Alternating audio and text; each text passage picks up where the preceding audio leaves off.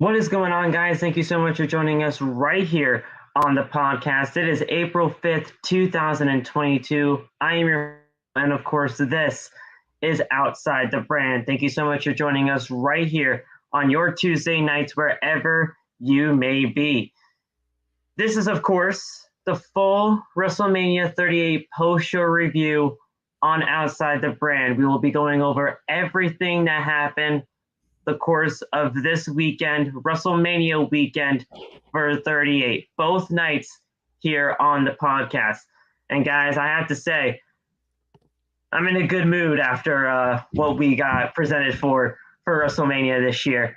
WrestleMania Night 1 and Night 2 both delivered my opinion, and we had some pretty good stuff from top to bottom.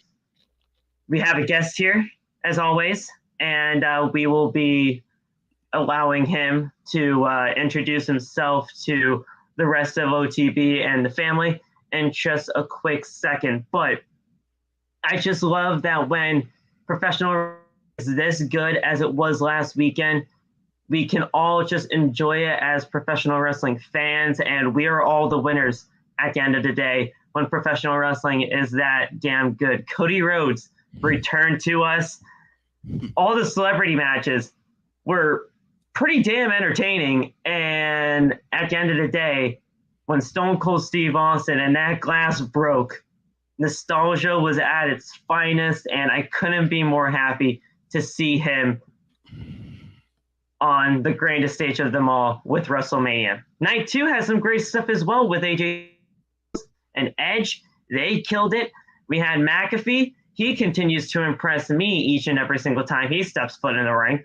And Knoxville, and I've criticized Knoxville a ton on the show, but at the end of the day, he did have an entertaining match. We will have to say that it was entertaining. Was it like a barn burner 5-star wrestling classic? No, of course it wasn't. But it was not supposed to be that. It was just supposed to be entertaining. And was I entertained? I was sports entertained by it. We'll say it that way. But at the end of the day, guys, we are here. We're going to be discussing each and every single match on the WrestleMania card from top to bottom, especially that match with Sami Zayn and Knoxville, because I have to say, I give Sami so much credit where that credit has to be done, because it might have been embarrassing for the guy, but at the end of the day, he did what he did for the better part of our enjoyment. Now, of course, let's get right into the show. Man, how are you? Who are you? What's going on? How are you, my man? What's going on, my man? What's going on, my man? For those who don't know me, my name is Alan, aka Pettiendo. I was actually at WrestleMania both nights. And I was about 150, 250 feet from the ring. I had really good club seats. I saw all of it. Didn't miss a match. Didn't miss a moment. And I'm just excited to break all these matches down with you. Just with the intro, there were some things that you said that I'll tell you right now, as we go through these matches, we might have different opinions. So spoiler alert. Okay, cool. Cool. All right, man. So, before we get into everything that was happening here on the podcast tonight for the full WrestleMania 38 post-show review, I want you guys to follow us on social media. All the TikTok links are down in the description below. I'll let you follow. I'll let you shout out your TikTok as well.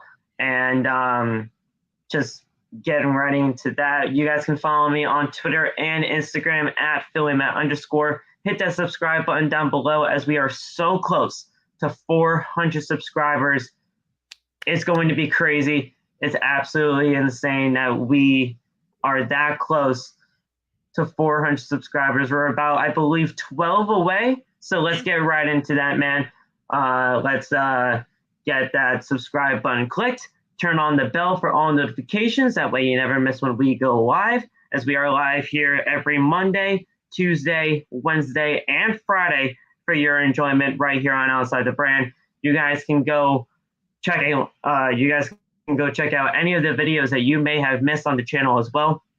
Our Monday Night Raw review from last night is officially live on the channel, so you guys can go check that out. and it's all on the playlist for the OTB 2022 episodes. They're all right there for you guys to enjoy. Also, if you guys want to support the channel in any other way, you guys can go to bonfire.com, the exclusive home of Outside the Brand and its merchandise. You guys can go get your t-shirts, hoodies, and face masks for you guys to enjoy right there on bonfire.com, the exclusive home of Outside the Brand and its merchandise. Finally, before we get into tonight's post-show review for WrestleMania, I want to thank you guys for all the love and support that you guys have given us here on Outside the Brand since the very beginning. You guys have been killing it. Over almost 400 subscribers strong. We've only started since August. Since August when the fans came back, and you guys have been absolutely killing it. So you guys are the reason we do this, and we could not have done this without each and every single one of you. So thank you guys so much. Let's get right in to the WrestleMania 38 post-show review on Outside the Brand. Woo! All right, man. You know, this is we started off WrestleMania night one, obviously Saturday, and we kicked things off WrestleMania with obviously the starting video package made by it was Mark Wahlberg. Yep. And he did his thing there. We had country singer Bradley Gilbert do the America the Beautiful, followed by the whole fireworks and everything like that. How was it seeing that whole extravaganza of America the Beautiful right then and there for the show? I don't want to say it could have been beautiful. I don't want to say stupendous because that word was thrown out all weekend. So I'll say it was very really. I would say it was so euphoric. It was just like all these years that I've watched WrestleMania on TV, and to like just be sitting like right near the stage, right near the ring, looking at the pyro, listening to the fans, including me, just yelling and shouting and just in anticipation for this year's rendition of WrestleMania. It was awesome. I wouldn't trade it for anything. Yeah. We had the Cowboy cheerleaders coming out dancing to AC/DC.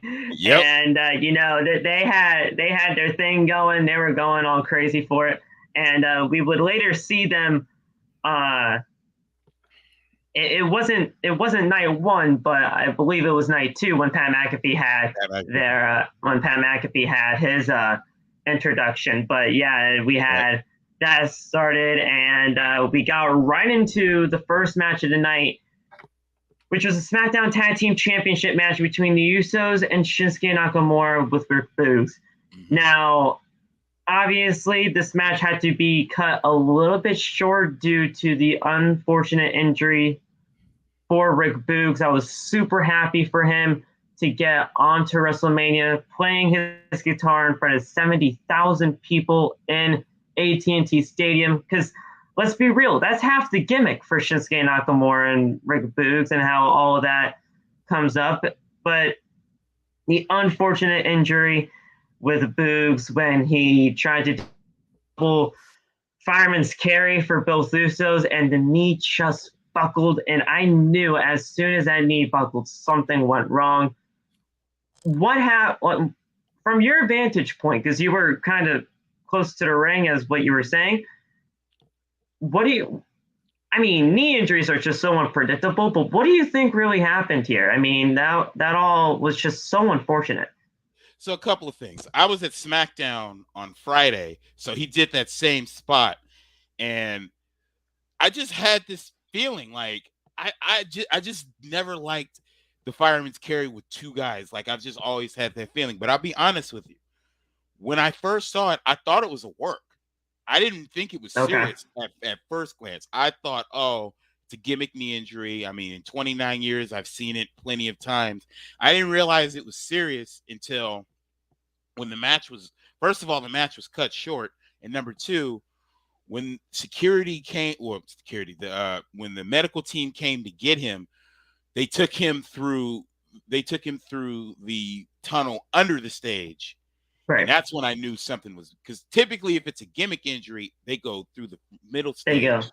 go. Yep. And so I was like, oh man. And I felt bad because I'm like, I'm old school. I've never liked that spot. I'm cool with the fireman's carry with one guy, but with two, and the Usos, those aren't little guys. I mean, they're like, that's like 550 pounds on your back. So I mean, shout out to Rick Boogs, and I hope he heals soon. But I thought it was a work at first. I didn't realize it was serious at first. Yeah, when I saw that happen, I'm like, knee injuries are so hard to predict, and when something like that just happens, a knee buckling like that, it was just so sad to see. And the thing is, obviously, the finish had to change. Yep. Shinsuke Nakamura landed a kick and a knee to Jey Uso, and then a sliding German suplex. Nakamura then wanted a Kinshasa, but then eats a super kick from Jey. Jimmy tags in and hits an Uso splash, but Nakamura kicks out, which was a great spot right there, kicking out of the Uso splash. Boogs is still down on the outside from the knee injury, of course, and we haven't seen him since he collapsed. But Jey then tags in and holds Shinsuke by the hair, and Jimmy then comes back in, hits a super kick, and the Usos do the 1D for the win as the Usos retain the tag team titles. Now, I always thought that the Usos were going to retain the tag team titles even without the injury, if it ever did take place or not. But at the end of the day, the Usos are still the SmackDown tag team champions. We hope for a speedy recovery for Rick Boogs. And, I mean, that's all said and done right there. But what do you think is going to happen with Shinsuke Nakamura now? Because, I mean, that before, that's half the gimmick. So does he go on a singles run, or does he kind of just... I would never want to see him wait it out, though. It's hard. I mean, it's hard to tell. Like with Shinsuke, it's been such a roller coaster. Like he's been to WrestleMania, and he's been in he's been in title pictures and things of that nature. He's been a heel, he's been a face. So we just don't know, because the thing about it is, SmackDown, it's kind of crowded. So it's like you hope that they give him something. I mean, he's a hell of a worker. He's one of my favorite workers that I think is a little bit underrated, that people I don't feel give as much respect as they should. So, I mean, I'll be honest with you. Originally, when I thought the Boogs injury was a gimmick, I figured this would be a heel turn, because remember, Shinsuke turned heel at WrestleMania 34. So I thought it was going to be something like that. You cost me the title, kind of like that. But my friend was thinking the exact same thing when we were watching at home. Yeah. So I'm like, but I would hope, they get him on a run and give him an opponent that we can all just look at the match in anticipation, whether it's on SmackDown, whether it's on the upcoming pay-per-view. Just give him something that we can really look at and say, okay, the Boogs thing is going to have to hold for now, but Shinsuke can hold his own until the meantime. And WWE, please book this right. Please. Yes. Now, for me personally, I know he's already been in the Intercontinental Championship scene before, but I'd love to see a match between Shinsuke and Ricochet. I think that would be great to see. Mainly because I mean, I don't think we've ever seen that before, and if we have, anybody can correct me on that. But I'd love to see an Intercontinental Championship kind of like feud between them. But I mean, I feel like you'd have to turn somebody heel, and I wouldn't think Ricochet or Shinsuke right now, especially. You're not turning Shinsuke heel after everything that just happened. And then Ricochet, I don't know. So I'd love to see it, but at the end of the day, we'll see what happens. Rick Boogs, may you recover well, and Shinsuke we'll figure out how to use you going on into the next few months to come, as I forget what the injury is for Rick Boogs. I know he's going to be out for a couple months. I know he is, but it's I it's like believe it's not an Achilles, but it's a. I believe he. I know he's gonna have surgery. Some people say it's like a torn quad or something like Yeah, that. But that's like, what I was heard. When I first saw it, when I first realized it was an injury, I thought it was an ACL, but they said quad. It was the same injury that Vince had years ago.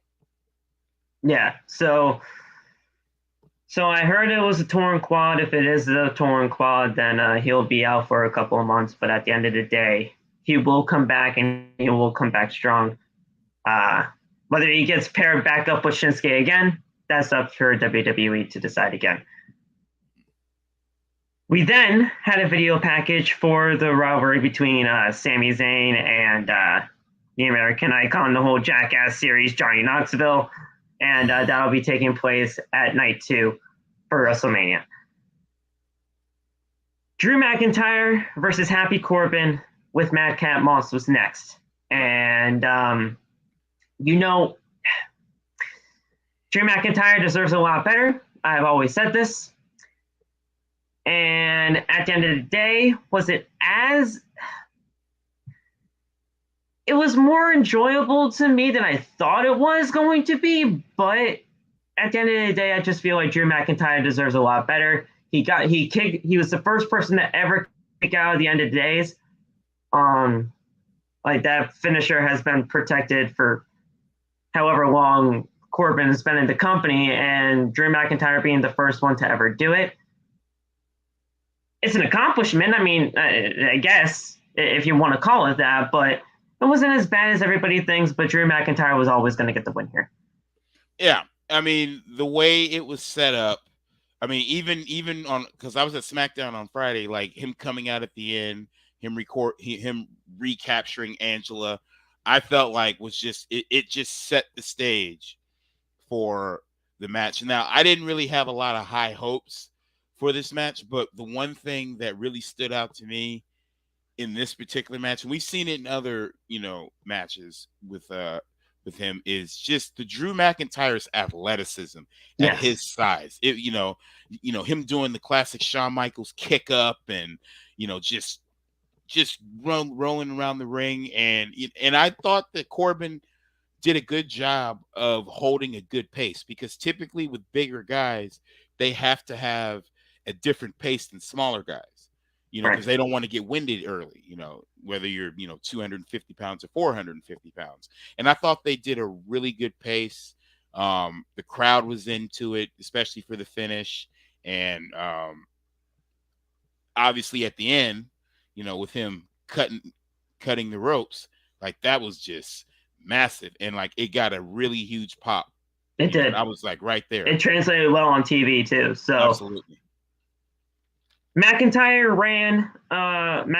runs, and Corbin catches him with an end of days right then and there.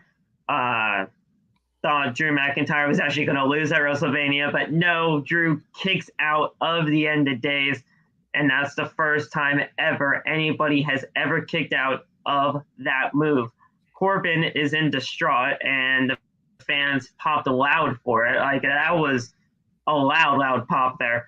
And Corbin is not really all that happy anymore for that spot. We had he slowly lifts up McIntyre, and he was getting ready to do another maneuver, but he gets hit with a future shock DDT. Corbin then goes to the corner.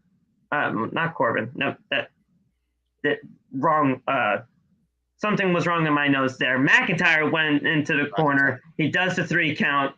The 1, 2, 3, hits the Claymore, and you're good to go. McIntyre picks up the W. And after the match, Madcap Moss was on the apron. And McIntyre, he just says, screw this. I'm cutting the ropes, and I'm just slicing them down to intimidate you, you little son of a bitch. So there you go. And we had all that said and done, I hope that we have McIntyre do something more important now. As we all know, with Monday Night Raw happening last night, Roman's doing his thing, and I think we'll be having a Drew McIntyre Roman feud in the near future. But at the end of the day, Drew McIntyre gets the win at WrestleMania. Yeah, absolutely. And I thought he was going to do what he did on Friday night and just swing it at him, and yeah. And Madcap would just go to the when he hit the ropes. I was like I'm a big Star Wars fan. That looked like a lightsaber just going through, just slicing through, like, right? Yep. Whoa, okay, WWE. I mean, but hey, it's WrestleMania. Hey, you gotta do something big, right? So at the end of the day, McIntyre gets the win, and we'll definitely see him in more hopefully meaningful feuds to come down the line for the year 2022. Absolutely. Our one and only, I believe, yeah, our one and only real celebrity match that happened here on WrestleMania for night one. The other two happened on night two. It was Logan Paul and The Miz taking on Rey and Dominic Mysterio. Oh, yeah. I have to say, first of all, before we get into the ending portion of this match, Logan pressed the shit out of me. I don't know what it is. I was never really a fan. I'm not really a fan of Logan Paul. I'll just say that out right now. But as like a person or whatever. But like when it comes to his in-ring skills, I don't think he really did all that bad. No. To me, when it comes to just seeing it on TV, I don't know how it translated to you live, but he didn't really do all that terrible. Oh, no. Well, let me tell you, and we'll start off. Let me just start off by bringing up what we talked about off camera, which was we were scared that they weren't going to get the ring up in time for that match, and I'm thinking this is the Mysterios, the 619, and what is the 619 off of? The ropes. I'm like, they got it together. I thought he did a good job, and let me tell you, my phone blew up when he did the Eddie Frog splash. Dude, that Eddie Frog splash. Lord.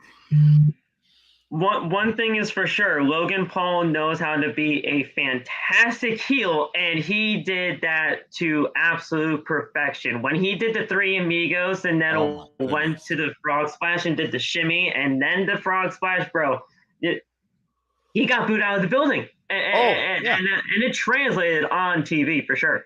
Oh, yeah. And he knew. And I can't hear you now, bro. You can't hear me? I can't hear you now. Nope. Oh, come on. Oh, god dang it. Hold on, guys. 1 second. Working on some technical difficulties here. How about now? God dang it. What happened? Everything was fine. In a second.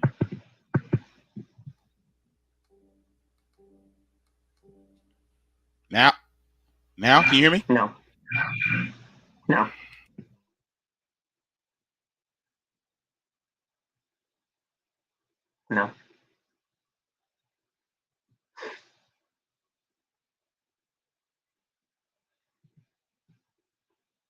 Again, we apologize for this.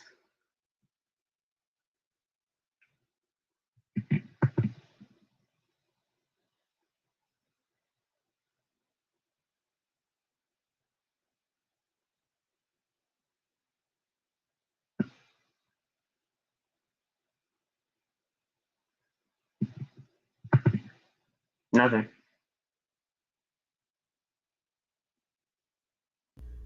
Now? Nope.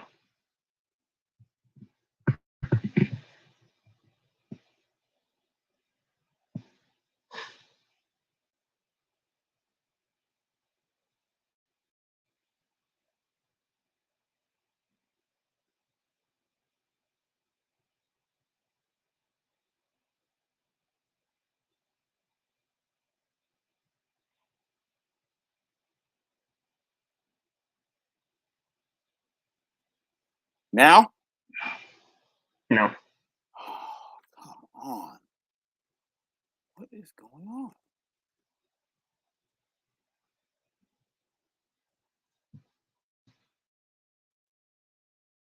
Okay. What is going on here?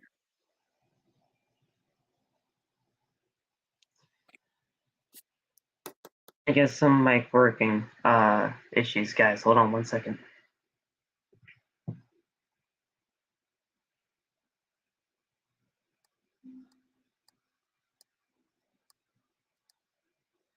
Now? Nothing. Damn. What is going on here?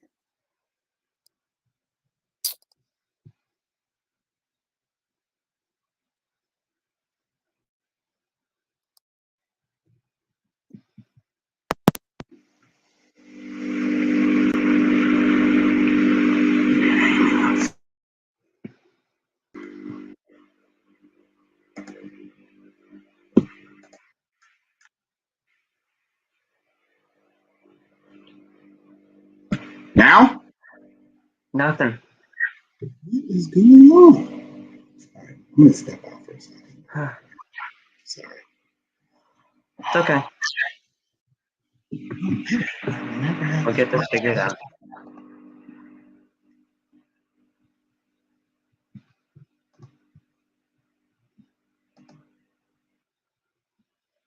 We'll get him back, guys. But yeah, guys, it was a the match between Logan Paul, The Miz, and the Mysterios. It was not all that bad. It was not all that bad at all. Logan Paul knows how to play a heel incredibly well, and there's something to be said about Paul and how much time and effort he took into doing this. So I love that he did that. I love that he took the craft of being a heel and he honestly worked it to perfection for that night. It was absolutely incredible to see. Once we get Endo back, we will be continuing on, and I'll have him tell you guys what it was like seeing it live because he was there live and in person for WrestleMania 8. So it's going to be a lot of fun getting to hear what he has to say. So I'll allow him to talk about it when he gets back. So what's going on, guys? How are you? Hope you guys have been enjoying the WrestleMania 38 post show so far. It's we wanted to do a post show for you guys for WrestleMania, and it was it's been a fun time so far. How about now? Can you hear me now? I can't hear you. I don't get it.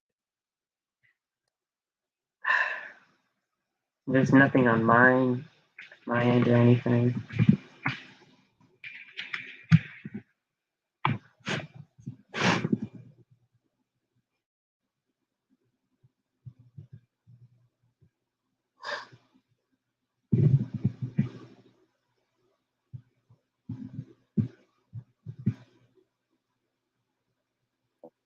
Oh, what?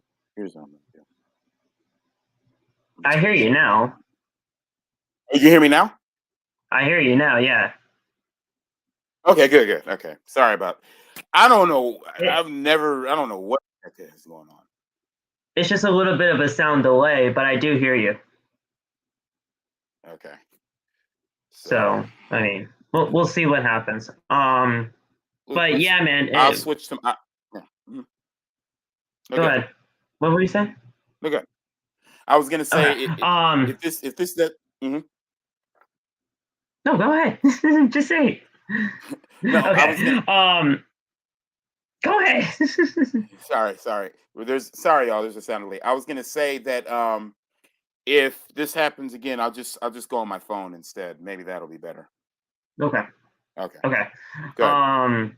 we were talking about the Miz and Logan Paul match, and you were pretty much saying about it being live and how you kind of interpreted Logan's performance.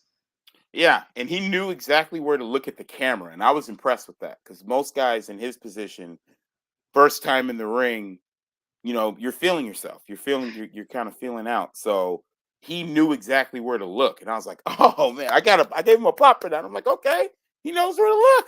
All right, Yeah, they wised him up.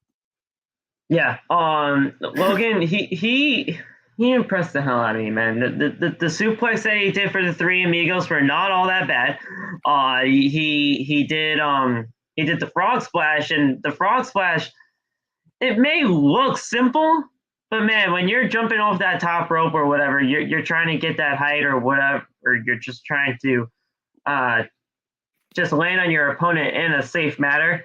It takes a lot of work, and I'm glad that Logan took the time and effort to not only just be the heel that he was supposed to be, but from what we've been hearing for like his training, like mentally and all that stuff, he seemed like a pretty easy person to train. He kind of took it in as a sponge and just let it all out there for our enjoyment. It was a pretty good match, and while I have to say, I did not see Miz and Logan Paul picking up the victory here when I was doing our predictions. I was not mad that they took the win because normally in these celebrity matches, you kind of see these celebrities pick up the win here, but it wasn't all that bad. No, and I love the finish. Like, Yeah, there's a pinfall, and then he drops him on him, and then he hits the skull crushing finale. And then, I mean, at the very end, and obviously, I don't think they're going to do anything with it, but I think it was just for the crowd pop, giving him the skull crushing finale as they were, raising the hands, and then he just looks at him with that Miz look, and then bam! I'm like, yeah, I like that. there you go. Yeah, and so yeah, this was a really fun match to see. So Logan kicks Dominic off the apron and then lifts Ray for a suplex and holds on to it and hits a three amigos to gain some nuclear heat as always. Paul then goes to the middle rope and does a little Viva la Raza, and he does the frog splash for just some more heat and near fall. Dominic throws Logan out of the ring and then hits a suicide dive on The Miz. Dominic then chases Paul back inside the ring, and Ray knocks him onto the middle rope. The Mysterios hit Logan Paul with a 619 and then land a frog splash from each of them, but The Miz blind tagged in, and he body slams Dominic onto them to break up the pinfall, and he hits Ray with a skull crushing finale for the win. And The Miz and Logan Paul pick up the W. Now, after the match, when they were celebrating, Miz kind of took a little glance at Logan saying, hey, you kind of took my spotlight a little bit. So you know what I'm going to do? I'm just going to turn on your ass. And you hit the skull crushing finale. And that's it. There you go. Could this possibly be a summer angle between The Miz and Logan Paul? I think so. I mean, it could be a SummerSlam match. SummerSlam. If Logan wants to be something there.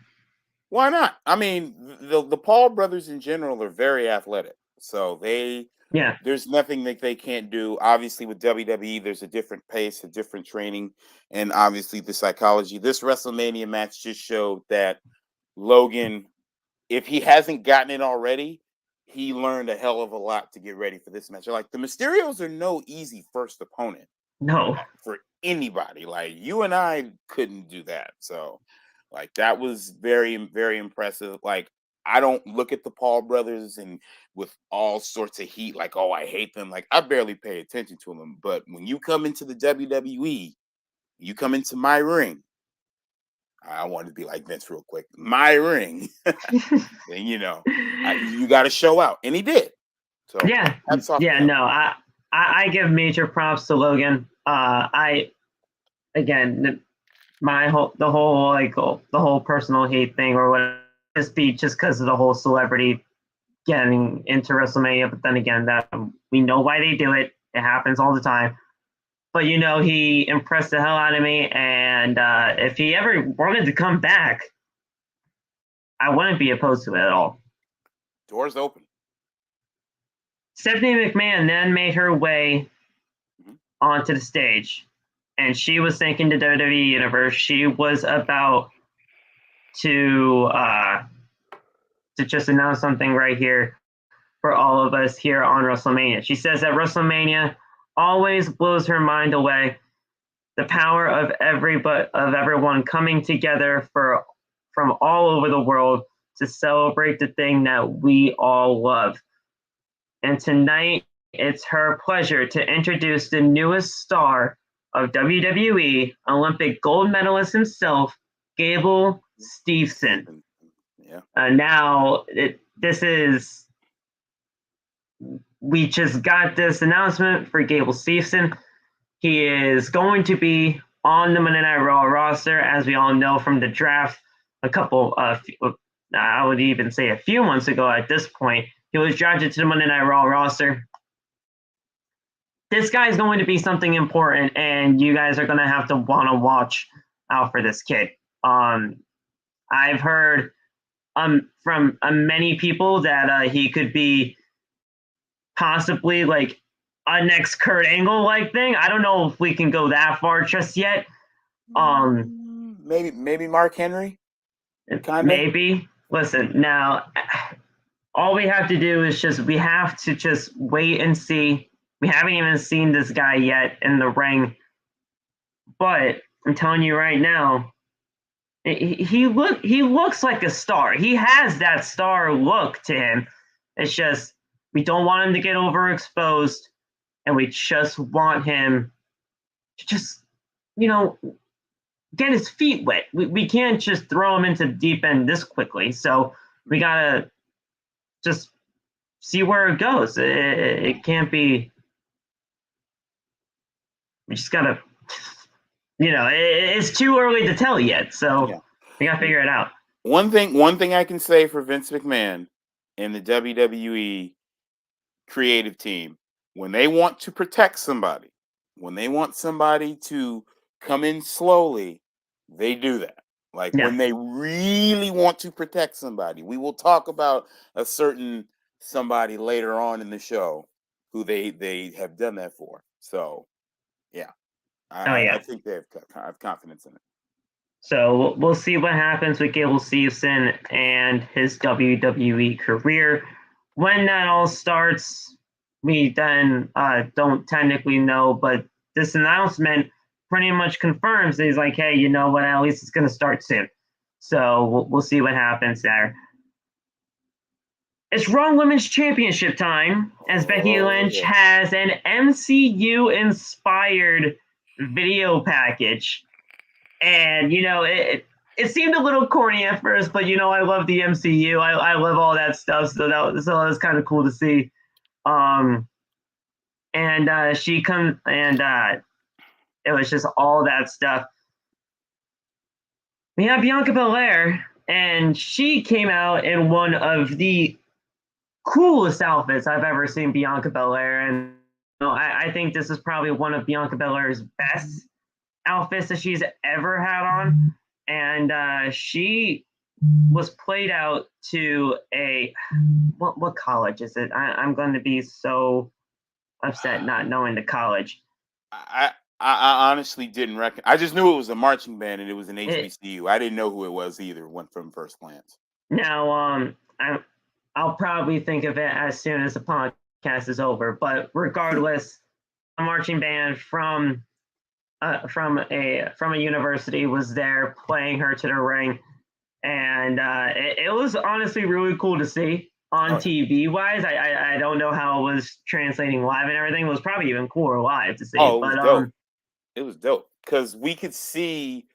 So Becky came out in a car, and yeah. We from where my seats were, you could see you could see like the cars, the props kind of lined up. They kind of had it covered, so you kind of couldn't see it because it was kind of dark behind the stage. But I could see it from my vantage point, and I'm like, oh, this is so cool. This is gonna be great. Man, this match. Whew, this match was great too. Oh my god. So the intros got started. Everything was just absolutely wonderful to see. Becky Lynch and Bianca Belair. Becky looked a little out there with her facial makeup and all that stuff, but at the end of the day, this was all about the match and not how they look. This was an awesome match from beginning to end. One of the biggest matches of the night for sure. Absolutely. Everything was on the line for Bianca Belair after what she went through at SummerSlam. Mm-hmm. Could she overcome the 26-second loss at SummerSlam? Or is Becky Lynch just going to conquer the EST once again? But at the end of the day, we do have a new WWE Raw Women's Champion, and her name is Bianca Belair. You're damn right. And let me just say, I am a snob when it comes to matches. Like anybody who follows my content, I am a snob and I have high expectations. But this match delivered. And I'm not even going to lie. Y'all can laugh at me. I did tear up a little bit after it was over just because I loved how I just loved the match. I loved the preparation that they put into it. I love the spots. They kept the crowd into it. Everybody, it was jammed to the Raptors. Like there was nobody had to clap to come on, let's go. No, the pace was on and moving. It was nonstop. And Bianca Belair, even though she she felt it after the match, as we very well know with that eye. Oh yeah, But very, very well deserved. And shout out to Becky also, because historically champions can be a little stoogey, a little snobby about dropping the title, especially on the grandest stage. But I find Becky to be very unselfish, and this is what wrestling's about. And it was two, and from my generation, like to have two women tear down the house like that. I mean, it's nothing to us now because we've seen it for WrestleManias and NXT for years, but it's still important. But it's still very important. I mean, when I was a kid, there were 4 women wrestlers, and only 2 of them were in the ring. So to see this live, beautiful. Yeah. This was absolutely 100% the right move here to give Bianca Belair the win. And now, with Bianca Belair pinning Becky Lynch here on WrestleMania Night 1, she has pinned 2 of the 4 horsewomen at WrestleMania. She has beaten 2 out of the 4 horsewomen. That's Sasha Banks at 37, and there's Becky Lynch at WrestleMania 38. Who's to say that she can do it again for either Charlotte or Bayley? I love to see her be the one to beat all 4 horsewomen, especially at a WrestleMania. Now, would she ever just take the title from the other 2 as well? Who knows? But at the end of the day, Bianca Belair getting the win here for the new Raw Women's Champion was absolutely 100% the right move.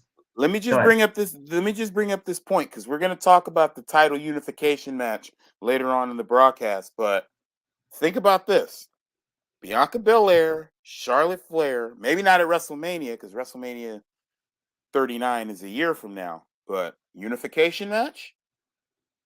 I would not mind a unification match for the women. No, I would not mind that at all. Mainly because I've always felt like we just need one women's championship, because we have the women's roster to do it. It's just we got more women involved out there. So let's do it. But to go over the final portions of this match for the Raw Women's Championship, Belair goes out and rolls Becky Lynch back inside the ring from a when she dumped her to the outside before this. Right.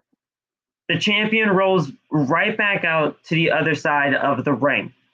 Belair then tries to drag back in, but Lynch then slams her head into the ring post. Lynch then lifts Belair and hits a manhandle slam onto the steel steps, which looked absolutely brutal at that point in time. Then we had Becky Lynch getting inside, and she waits for the countout victory, but Belair then gets, and John Cena-esque, it says here in these notes here, at the count of 9. And Belair then backflips away from Lynch and hits the KOD for the win. Absolutely amazing match from top to bottom for Bianca Belair and Becky Lynch. I think this is the Becky Lynch that we've all wanted to see. I have been very hard on Becky Lynch ever since this whole heel run has come about. I've never really liked this heel run. This heel run to me has just always been a flop to me. I just don't understand why they would have her turn heel or why she would want to turn heel as soon as she came back from having a baby. But this is the best match that she's had ever since coming back from the birth of her baby girl, and this was the best Becky Lynch has ever looked. And obviously Bianca Belair, I mean, there's nothing else I can really say about this woman. She's absolutely phenomenal. Well, and let me if there's one way to get her over, Bianca's going to get her over herself. Let me touch on the Becky thing though, because I've heard you're not the only person that I've heard have that opinion about not understanding the heel run. Understand that the more that you can show that you can do, the more what's the word? The more valuable your character is. So she, so obviously she was the big baby face, but to have this heel, and this heel run wasn't all that bad. And it just shows that she can do it. So you can do it either way. Other women wrestlers, as we know, kind of have to stick on one or the other. You kind of can't have them do both. Becky has shown that she's very versatile, where you can have her go out to WrestleMania as a heel, or you can have her go out as a babyface, and that makes her very, very valuable to the product. So, I mean, she's very capable. She's very capable of doing both heel and babyface. I just didn't understand the whole concept of her. As soon as she comes back from being a mother, she just turns automatically heel. I just never really understood it. But I completely understand your point in saying how much value she can bring to the women's roster, because she does. She brings a lot of value. Yeah. And it's her being beaten by Bianca Belair just shows that she's not all that selfish as I thought she. Yeah. I never thought that she was really selfish, but at the end of the day, when it all just came down to 26 seconds, that just never really left a good taste in my mouth, and or really anybody. So I kind of just had that, just a thought in the back of my head. It was just not the best thing for Becky, but hey, she did the right thing here tonight. Yeah, absolutely. On Mania. And it may not even have been her. It may have just been how they booked it. And we all know historically WWE at times, I love you WWE, I'm a fan, but at times they tend to give us things that we just kind of give the people's eyebrow for at like, how the hell did that make any sense? But I understand your point, brother. Yeah, so oh man, this next one, oh my gosh. I'm telling you right now, this was, if it was, up until this point, obviously Bianca and Becky had the match of the night. But then we had Seth Rollins come out. And Seth Rollins, as we all know, he has had this whole road to WrestleMania. No pun intended. We tried to figure out, all right, who's Seth going to face? Who is he going to face? Seth Rollins went to Vince McMahon's office in at Titan Tower, and he's like, all right, well, who am I facing? Well, you're going to find out who you're facing in the ring at WrestleMania. This presentation was absolutely beautiful. Everything about it. You had Seth Rollins in the ring. The pyro goes off on all four corners. The lights go out. Everybody was having their flashlights out for like the fireflies. I was like, if they do this whole thing for Bray Wyatt, and I was like, holy crap. Imagine we just have that rematch from that horrific Hell in a Cell match. But then all of a sudden, we hear wrestling has more than one royal family. Oh, yeah. Oh, yeah. And Kingdom played on the PA system. I marked the shit out of myself. I couldn't believe they did it. They did the presentation from AEW. They did the American Nightmare from AEW. They did everything as far as the presentation goes for Cody Rhodes in AEW. It was perfect. I loved it. I loved each and every single second of it. The stadium, like, going into that little backstory, so just everybody in my section was like, this damn sure better be Cody, because there were reports that it could potentially be Shane, which a lot of us kind of like, we don't need that. But when that happened, and who I was sitting next to, he lost his mind. Right. Like I got it on video, and like I teared up a little bit just because afterwards, like I was kind of starstruck. Like, I didn't really react. Yeah. Like, I kind of thought about it later, but like, in the moment I was kind of stone faced. But when I really went back and thought about it, I'm like, this is so huge. And like, the rumors were that he was going to come out on Raw.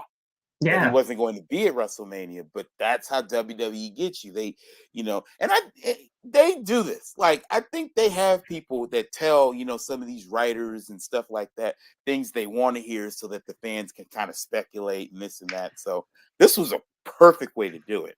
Oh, and, yeah. Yeah.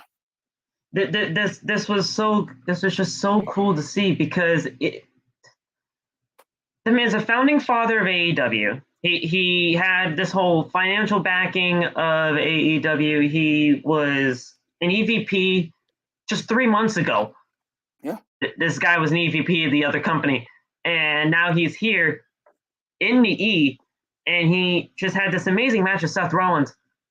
I can't begin to tell you guys how much of a fan I am of Cody Rhodes. I've always been a fan of Cody. I think Cody is one of the best storytellers in the business right now. And with that being said, Cody Rhodes, him just being here in WWE, when I heard of the potential rumors that he could be going back to WWE, I loved it. Everybody else was hating on it. I was like, guys, this is honestly perfect. Because, yeah, sure, Cody Rhodes, AEW, he just fit there. But as the company continued to grow over there for AEW, Cody Rhodes was not always going to be the top guy in that company. Absolutely not. He was not going to be that top guy. You guys had like Adam Cole coming on in, Keith Lee coming on in, Bryan Danielson coming on in, Punk, and there's going to be more people that are coming on in. He was going to be always a top guy, but he was never going to be the top guy. Yeah. And we all know Cody Rhodes has a massive ego. And it's not just because of the massive ego thing, but at the end of the day, whether he drifted apart from Tony or creative control or what have you, at the end of the day, Cody Rhodes knows what his worth is now, and that is why he went back to WWE. Not for anything else, because of his worth. he had an interview. I forget with who, but I actually met the It guy. was Variety, I believe. Right, yeah, and I actually met him the day before at WrestleMania Access, and I just loved his energy in that interview where he basically said, "It's not so much about trusting or not trusting the WWE; it's about trusting myself." And like that Yes. sent shivers down my spine. I'm like, this guy, and why I would not think that he would get it, being who he is and who his father is and who that family is. And I'll tell you right now, his speech on Monday Night Raw got to me from this standpoint. One thing that I've always been disgusted with, I've always hated how disrespected, in my opinion, that the Rhodes family has been in WWE. Going back to Dusty in '89, you know, uh, Gold Dust, the whole 9 yards. So for Cody to be in this position, to have a multi-year deal, and to finally, because we all know what he wants. Like, if you don't know what he wants, y'all ain't paying attention. Like, we all know what he wants. And I think it's finally going to happen. And my God, like, what you talk about exercising the demon, Yes. like Yes. it would be one of the great wrestling moments in history, especially when you think about the big families in WWE, whether it be the Anoa'i family, the Hart family, the Von Erichs. The Rhodes family is right there, and Cody is the flag bearer in WWE right now. And I just can't wait to see how this marks out. Yes. 100% could not agree with you more on that. Now, the final portions of this match was absolutely fantastic. This was not only moment of the night one, but this was match of the night for me personally for night one. Not only just because of the moment, not only just because of the epic return for Cody Rhodes, but the top for me were obviously the Cody and Seth, and then obviously the Becky and Bianca Belair match. But the final portions of this match, this was awesome chance for just roaring throughout the arena at this point. Cody lifts Rollins, but gets caught in a pedigree position, and he kicks out of the pedigree. They trade punches. Cheers and boos were happening, and then Rollins kicks him in the face and a rolling forearm to the back of the head. Yeah. Rollins then wastes no time and allows Cody to hit to hit a crossroads. He then holds on and hits another one. He staggers Rollins with the whole, dusty punches, the tribute to his daddy, and hits a bionic elbow, followed by a third crossroads for the win. And Cody Rhodes picks up the win here. Whoever was going to be that mystery opponent was always going to probably pick up the win here, versus Seth Rollins, but Cody Rhodes, it's an epic moment. He's back here in WWE, and I just can't wait to see what happens here, man. Because Cody Rhodes being here, fantastic.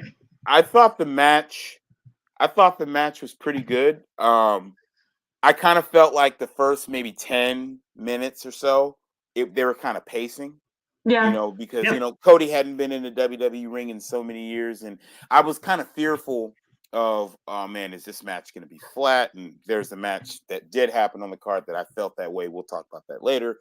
But they picked it up, and then the pace was going, and then the crowd was just, they just kept going and going. It was like the Energizer Bunny after probably about the 15-minute mark, and like the pedigree spots, the cross. I mean, it was just, it worked out. It worked out. Yeah, it worked out. It probably felt like that feeling out process there live, and we definitely had that feeling out process on the live TV portion of it too. But the way that they, the TV production for WWE is like it's top notch. So when it comes to just the actual TV aspect of that match, they did that absolutely perfectly. They had the commentary was on point and everything about it. I love though when Cody made that entrance, they did not even say a single word until pretty much after the introduction was made by it was Greg Hamilton, right? That was doing all this. That was doing the introductions. I believe it was Greg Hamilton. So after all the introductions for Cody Rhodes, then the commentary took their words and kind of put it over, so to speak. But at the end of the day, it was just a beautifully done presentation, and I could not be more happy for Cody Rhodes being here. This is awesome. Cody. This is awesome. I can't wait to see what happens, man, because we all know what he wants, and he wants that world title, and I can't wait for it. We then had a highlight package for the Hall of Fame ceremony. Yes, sir. And the inductees came out with Steiner brothers, Queen Sharmell, the Gaspard family. May he rest in peace so much. Vader's family. Yes, sir. And the goat. The goat. It says here in these notes, the dead man, the Undertaker. And it brings a tear to my eye knowing that the Undertaker is finally here in the Hall of Fame. As he should be. As he definitely should be. And they always do these. It's just a beautiful presentation every single year for these Hall of Fame. It was so. I'm getting emotional just thinking about it. Like, it was just so powerful. Like, I remember as a kid the first time I saw the Undertaker on TV. Yes. And just like from that, that was when he had the gray gloves and the gray, suspenders, and Paul Bearer was his manager, and all that he's been through, all the championship wins, all the injuries, staying with Vince all these years, coming back, even when we as fans probably thought that he should sit aside, but he still came back for us, and for him to just take his rightful place, and then, I actually got to see him last night at a panel at WrestleMania Access, and he answered about 30 questions at the panel. And I love Taker. Like, one of the two big highlights of my weekend outside of WrestleMania, the event, was to meet him and, of course, Bret Hart. So, love you, Taker, and we are so just ecstatic that you have taken your rightful place in the WWE Hall of Fame. Exactly, man. I couldn't say it better myself. I'm so happy I at least got to see this man live once before he officially, hung up the boots, or before he kind of, took his rightful place in the Hall of Fame. Seeing the Undertaker live is nothing like you've ever seen before. Once you hear that gong, once you see those lights go out, it's an experience that gives you chills, and it's just super awesome to see him getting that spot inside the WWE Hall of Fame. Couldn't agree with you more, my brother. We then had the SmackDown Women's Championship match between Charlotte Flair and Ronda Rousey. Yes, sir. I'm going to be completely honest with you. I didn't really like this match all that much, but that people are going to say it's just because of my hatred towards Charlotte Flair. It's not.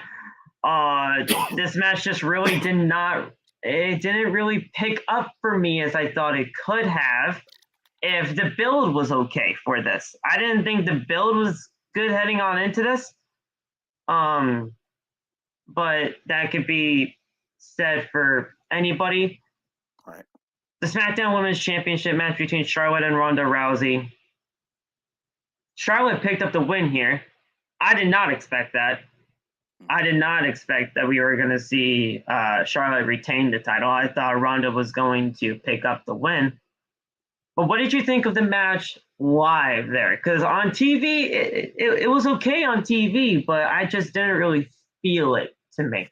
Well, so I had to remember that you know, Ronda has a certain style, and Charlotte has a certain athletic style, and I thought they did a pretty decent job, like at the midway cut, to kind of like keep the pace going. At first, it was kind of like, feeling each other out, things of that nature, because it's been a long buildup.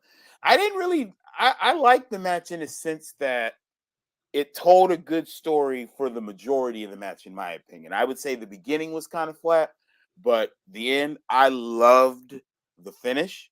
Like, there's nothing to me that's better than when somebody taps out, but the ref don't see it. The ref And don't see it, yeah. Charles, right? And what was funny was I was sitting with Narcolepsy Boy, and I kept calling Charles Robinson Lil Nate, because back in his WCW days, yeah, that was everybody calling him that, yeah. Yeah, he's so. But to see that, and I thought the match was. I mean, it wasn't as good as I thought it would be live, but it wasn't a stinker. I didn't think it would. No, it wasn't a stinker.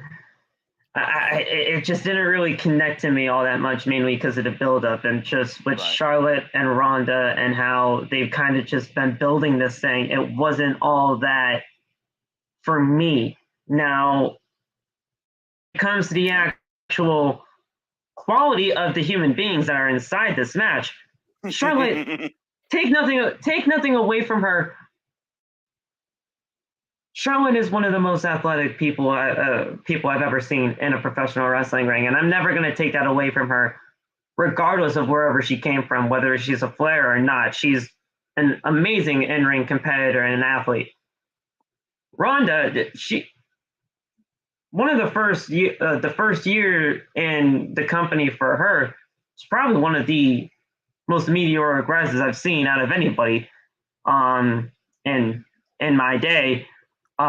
For especially women, and then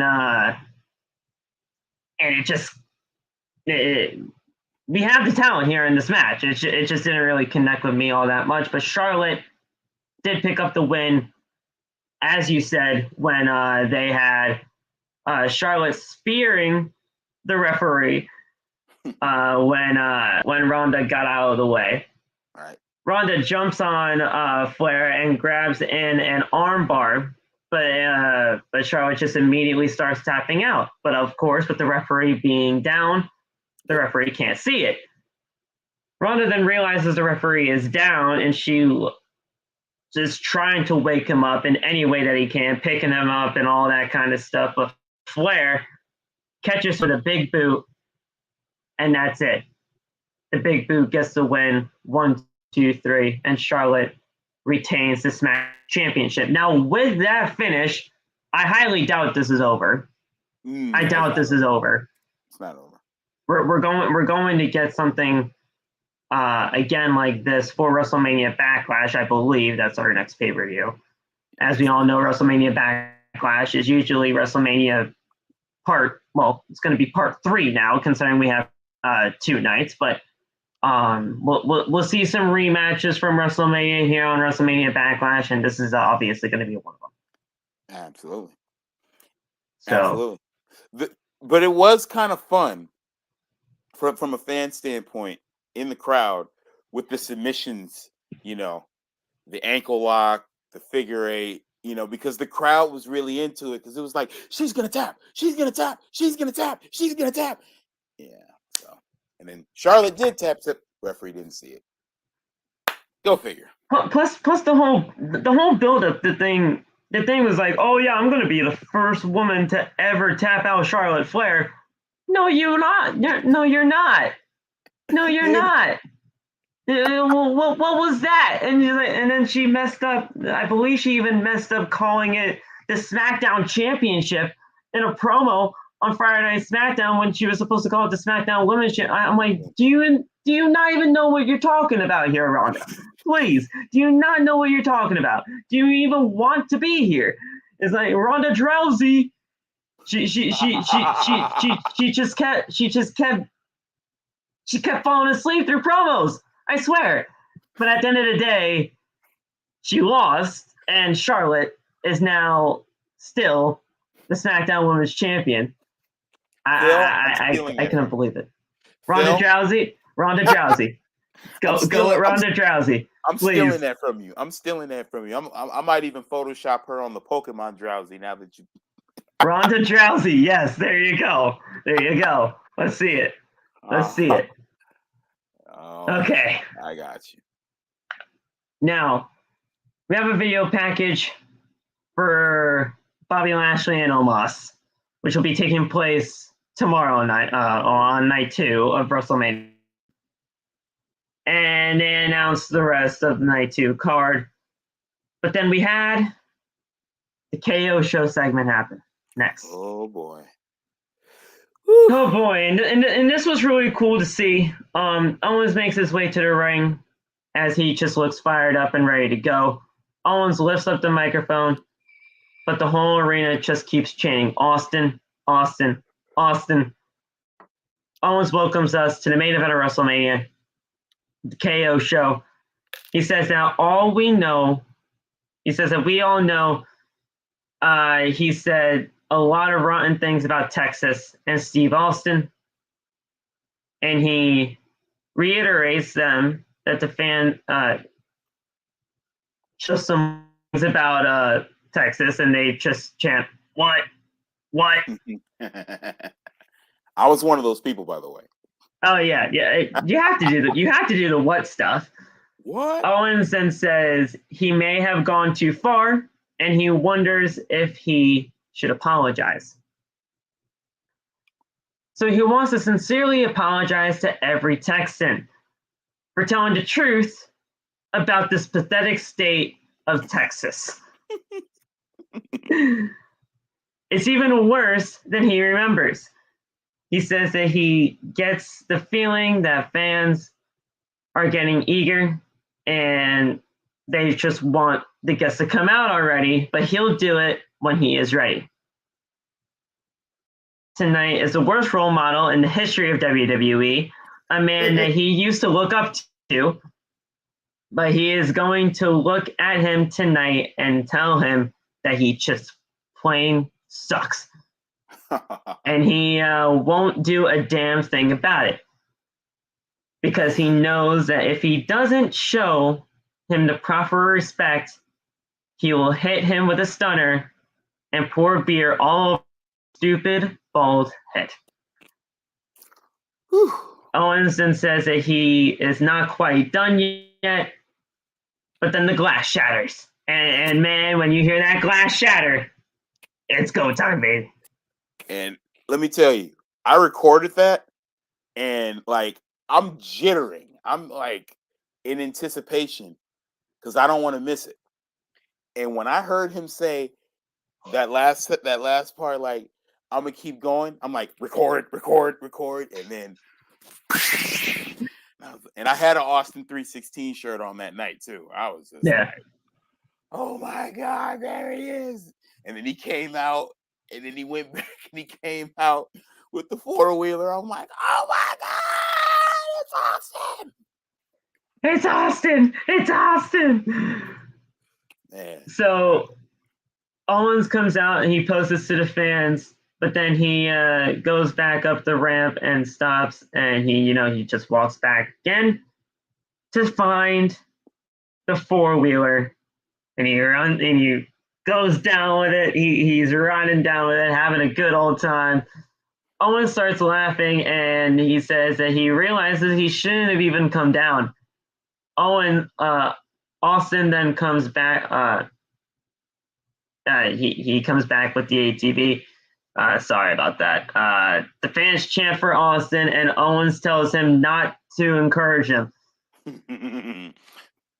Owens tells Austin that to take it as they just wanted to get started off.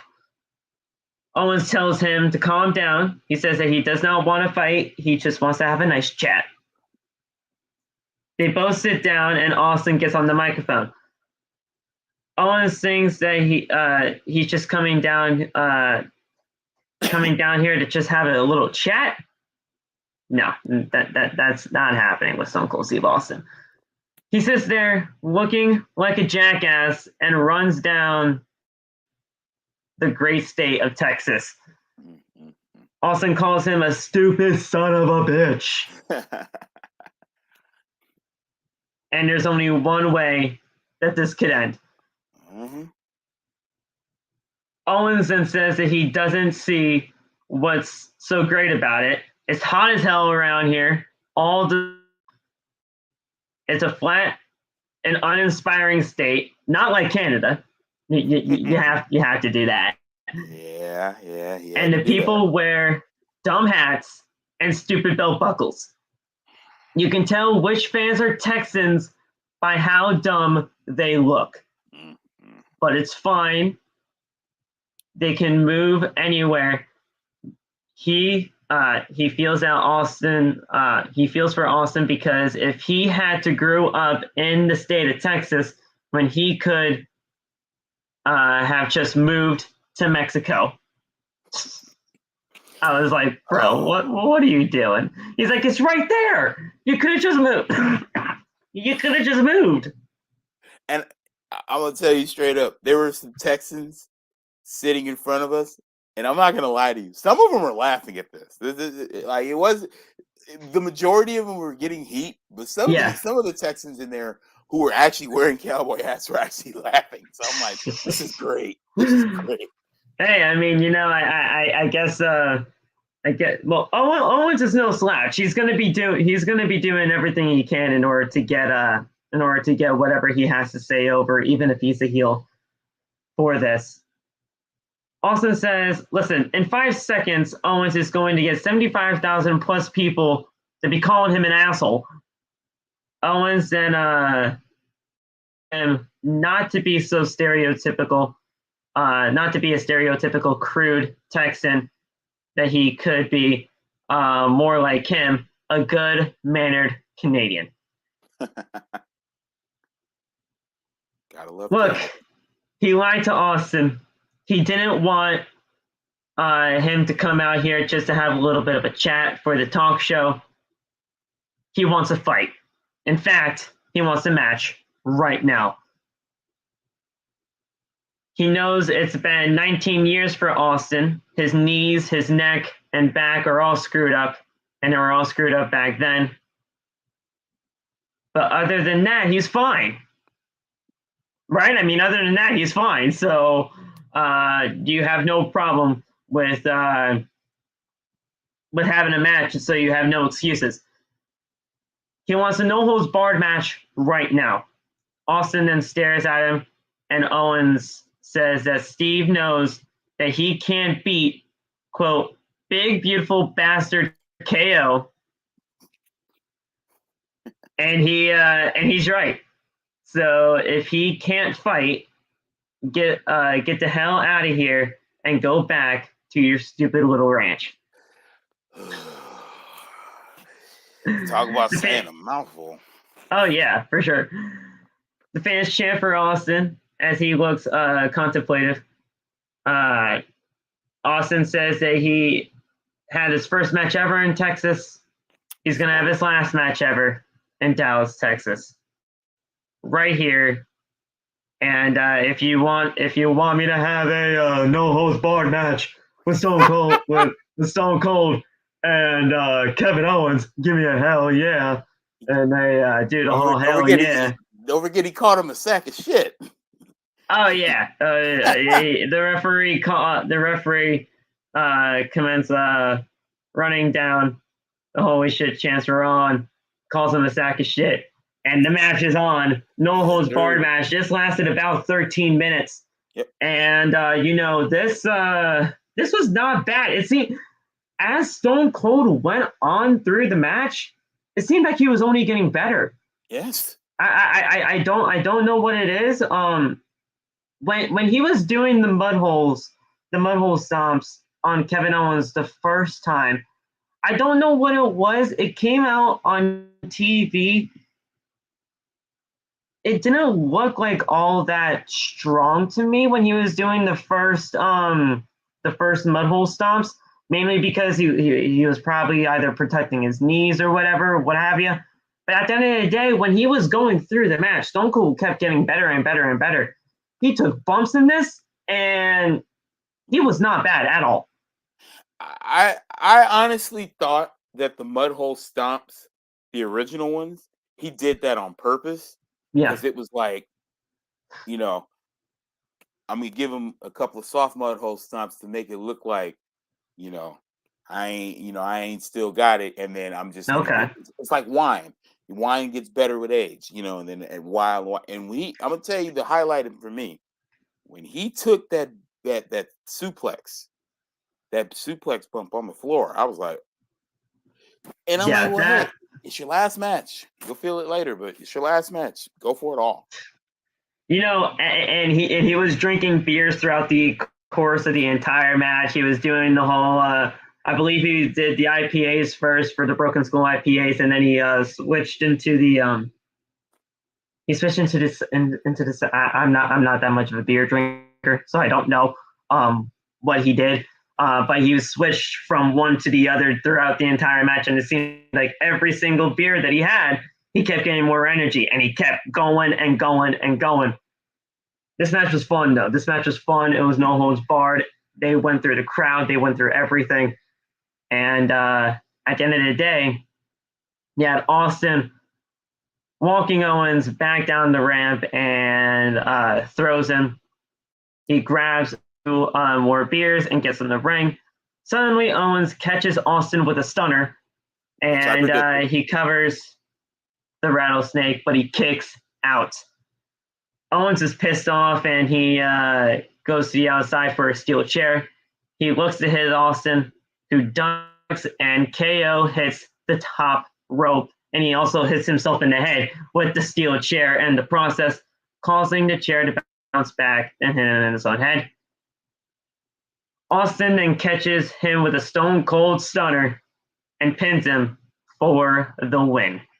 Stone Cold Steve Austin wins his final match in WWE in the great old state of Texas, the Lone Star State. And at the end of the day, he invites his brother into the ring to share some good old. No, that was night two. My bad. That was night two. Yeah, that was night two. He just sends the crowd home happy. All the beers that he can, and it was just a very heartfelt way to end night one of WrestleMania. Absolutely could not have done it better. Night one was phenomenal. Absolutely. I mean, and it was a scary thought too, because it was like, this was so good. Night two, can you anywhere near match just the euphoria of night one? And we're about to talk about night two, and I'll give my thoughts, but as you give yours. But like, it was just such a fun way to leave. Yeah. Austin, cheering the crowd, throwing beers, this or that. It was just like, man, as a kid watching this on TV and always wishing you were there, and then you finally getting to see it. Thank you, Austin. Another highlight of my weekend. Yes, for sure. It's just something to behold, knowing how much Austin means to so much of us here in the wrestling community, whether you grew up in that era or whether you're like me, who didn't really grow up in that era, but I know exactly what he has done for the business, and I know how just important he is and how things have gone throughout his career. Seeing him, it's always a great thing to see. You see that glass shatter, you hear it, and you know something's going to go down. Stone Cold Steve Austin is a national treasure, and he can always have the rightful place in the WWE in my book. Absolutely. There's just always something about it that just screams megastar to me, and if he ever wanted to do something again, I mean, this is obviously going to be the end of it, like the end of his in-ring career. Because to be completely honest, I don't even think he really wanted this to begin with. But he had the match, and he did everything he could in order to help Owens along the way with the story. This is just phenomenal. It was a piece of history, and to take a stunner of it, because I predicted that both would get stunners, but to allow Kevin Owens to give a stunner, and I can only imagine the emotion in the back after the match was over. I mean, you get to wrestle, one of your heroes in front of over nearly 80,000 people in a sold out, Cowboy Stadium at the showcase of the Immortals. Like it's something that we'll probably won't see again, and certainly will never ever forget. It comes full circle too, because when Kevin Owens did the stunner for the first time, reports came out were saying, all right, well, here's the thing. Kevin Owens didn't just do this just to do an homage. He asked Stone Cold if he could use the stunner just as an homage and as a new finisher of his. And Stone Cold gave him permission. So, just to have it all come full circle from asking him those years ago to now having a legit match with him, I couldn't be more happy for KO, knowing that it can all just come full circle like that. And the emotions had to have been running high that night for sure. Absolutely. I couldn't agree with you more. All right, guys, we're going to head into night two. Thank you guys so much for joining us so far. I know I have been having a blast talking about WrestleMania with you, and we're going to head right into night two for WrestleMania. We started off night two with I don't even want to skimp over this, because this was absolutely the perfect way to kick off night two. Triple H's music hit. Yep. And he came out full entrance, water bottle in hand and all. He was in the business suit and everything. He was ready. He hugs his daughters, and I believe there were some family members down there on ringside as well. High fives the Abel Stevenson, and Triple H does the iconic water spit pose, and we just hear "Thank You, Hunter" chants here in AT&T Stadium. Triple H chants were also roaring throughout the arena, and Triple H says that he wanted to come out here to say thanks to all of us. He wanted to show us the love that we know that we gave him, so he wants to give some of it back. Welcome to WrestleMania. Triple H leaves the ring with the boots in the middle of it, and Triple H officially retires. Yes, sir. That had to have been an awesome experience, just hearing it live. Had to have been. And we had no idea that he was coming out. Like, literally, I was having a conversation, and the next thing I know, time to play the game. I'm like, whoa, whoa, whoa. And, like, it was just so full circle. Like, I'll be honest, I haven't always been the biggest Triple H fan, but I've basically followed him pretty much his entire career, from when he was John Paul Levesque in WCW to Hunter Hearst Helmsley, the Blue Blood, to DX, to the Game, the Cerebral Assassin, the King of Kings. It was just like, it really just kind of brought me back, like, wow. And I got to see him put the boots down. Yeah. The first time I ever saw him was 1994, and now it's 2022, and what an amazing career. I mean, what he's meant to the business, and what he means to the business now behind the scenes. I think the world of him. I wasn't always the biggest fan of him when he was there, and I kind of regret that now. But that was just an awesome moment to see. Like, yeah, something you'll probably never see again. But like, God, like, that was just euphoric.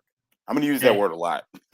Yeah, no, it's a perfect word, because Triple H has meant a ton to this business. He has his fingerprints stamped on almost all aspects of the business, especially right now. His version of NXT is something that is always going to live and dear to my heart. Everything about Triple H and just how he really just wants to mold the business into just the future. He loves the future of professional wrestling, and he wants to give the best to us, the fans, and I could not thank him more enough. Triple H is always going to be one of the greats for me in all of history. So I'm very happy that they started off with this, and just seeing those boots in the middle of the ring, it just brought a tear to my eye for sure. Couldn't agree with you more, my man. Gable Steveson gets an introduction as he waves to the crowd at ringside. And we then had a triple threat match for the Raw Tag Team titles. RK Bro defends against the Street Profits and Alpha Academy. Thank you! I love Chad Gable. This is the best Chad Gable that he has had the entire career of his, other than Alpha Academy, of course, other than American Alpha. But this was great. I love this triple threat tag match. RK Bro pick up the victory in a very awesome finish for this match. Riddle fights off Dawkins and Otis. Dawkins hits a spinebuster on Orton and then dives to the outside. Riddle hits a springboard RKO from the top rope onto Montez Ford. Chad Gable was about to hit a flying headbutt, but Orton catches Gable with an RKO, and that was it. We have RK Bro retaining the tag team titles. Loved it. And I loved how, because triple threat tag team matches were, non-existent when I was growing up. So to see how they did it and how they spaced it out, and then anything from the top rope, particularly a finish, is always just, I'm marked out for that. And then to see back-to-back RKOs, and I don't know how much longer they're going to keep RK Bro together, but that was just awesome to see them get that. And I'll be honest about this. I kind of wanted Alpha Academy to win, only because I wanted them to win too. I picked them to win. Only because I'm a big fan of. I jokingly but seriously call Otis Baby Vader.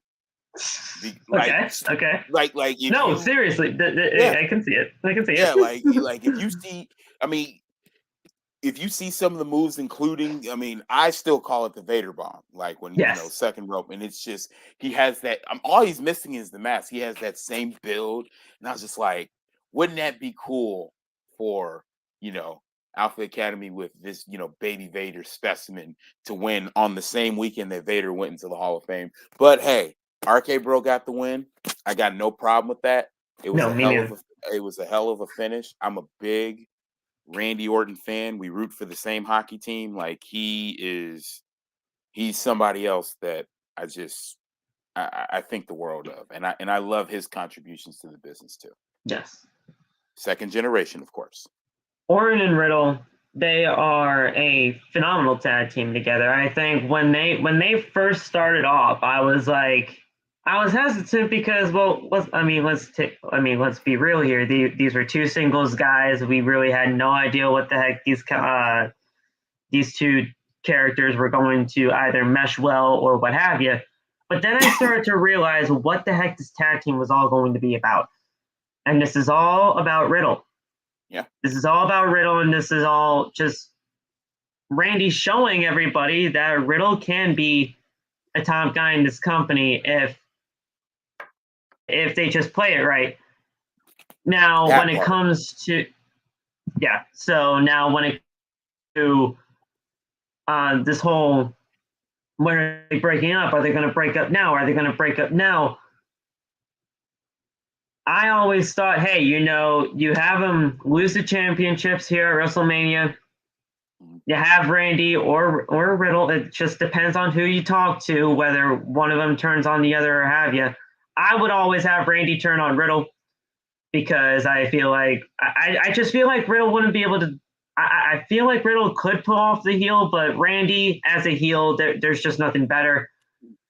Absolutely, it would make more sense. Yeah, and then like we would get, we would go from RK Bro Randy Orton back to the heel Viper Randy Orton, and like, yes, I mean, he's done so much crazy stuff as the heel. My favorite personally was the Triple H build up to WrestleMania 25. Like all the yes, stuff kicking Vince, he yes, kicked Shane, he DDT'd Stephanie, he kissed Stephanie. yeah. So like that kind of stuff. And then you now have this new young fresh baby face who we know can work, who we know, loves the business and treats this thing with respect and does it right. I think I think you're onto something. I think they lose the titles. Now does he turn on him because they lost the titles, or is it kind of a breakup afterwards? Do they kind of do it like the Rockers back in my day where it was a slow breakup, or is it an instant breakup? We'll Well, I see. would want it to be slow. I would Yeah. have wanted it to be slow, but I would have had the slow build come up until WrestleMania, and then WrestleMania would have been the turning point where he turned after they lost the championship. And then once everything happens, this is all before Cody Rhodes came into the company Right. for Money in the Bank. I would have had Riddle be in Money in the Bank. I would have had him win Money in the Bank. At some point, Randy wins back the WWE Championship, and once Randy has a program with somebody, let's say AJ Styles, for example, for SummerSlam, Riddle can cash in on the former friend, on the former bro of Randy Orton, and Riddle could be the WWE champion holding up the title at the end of SummerSlam, and there you go, a new star is born. But we still have this whole tag team championship thing with them. I don't know when it could happen, but at the end of the day, we're seeing this feud happen. I mean, Randy versus Riddle is going to happen. It's just got to be on WWE's time when they think it could possibly be done because they're still so over. Yes. The only reason why they're still together is because they're so over. Right. That's it. They know they have money. They know they have a money feud. It's just when they want to do it. Right. I agree. So we'll see what happens. But they celebrate with the Street Profits when they confront them. They were doing fist bumps. They want a celebratory drink. They invite Gable Steveson into the ring, and they give him a cup. Chad Gable just runs on in. He slaps the cup out of his hands. And listen, everybody leaves the ring. He's like, all right, well, you got yourself into this situation now, so you deal with it. And Steveson then gets shooshed by Gable. Steveson then hits a big belly-to-belly throw.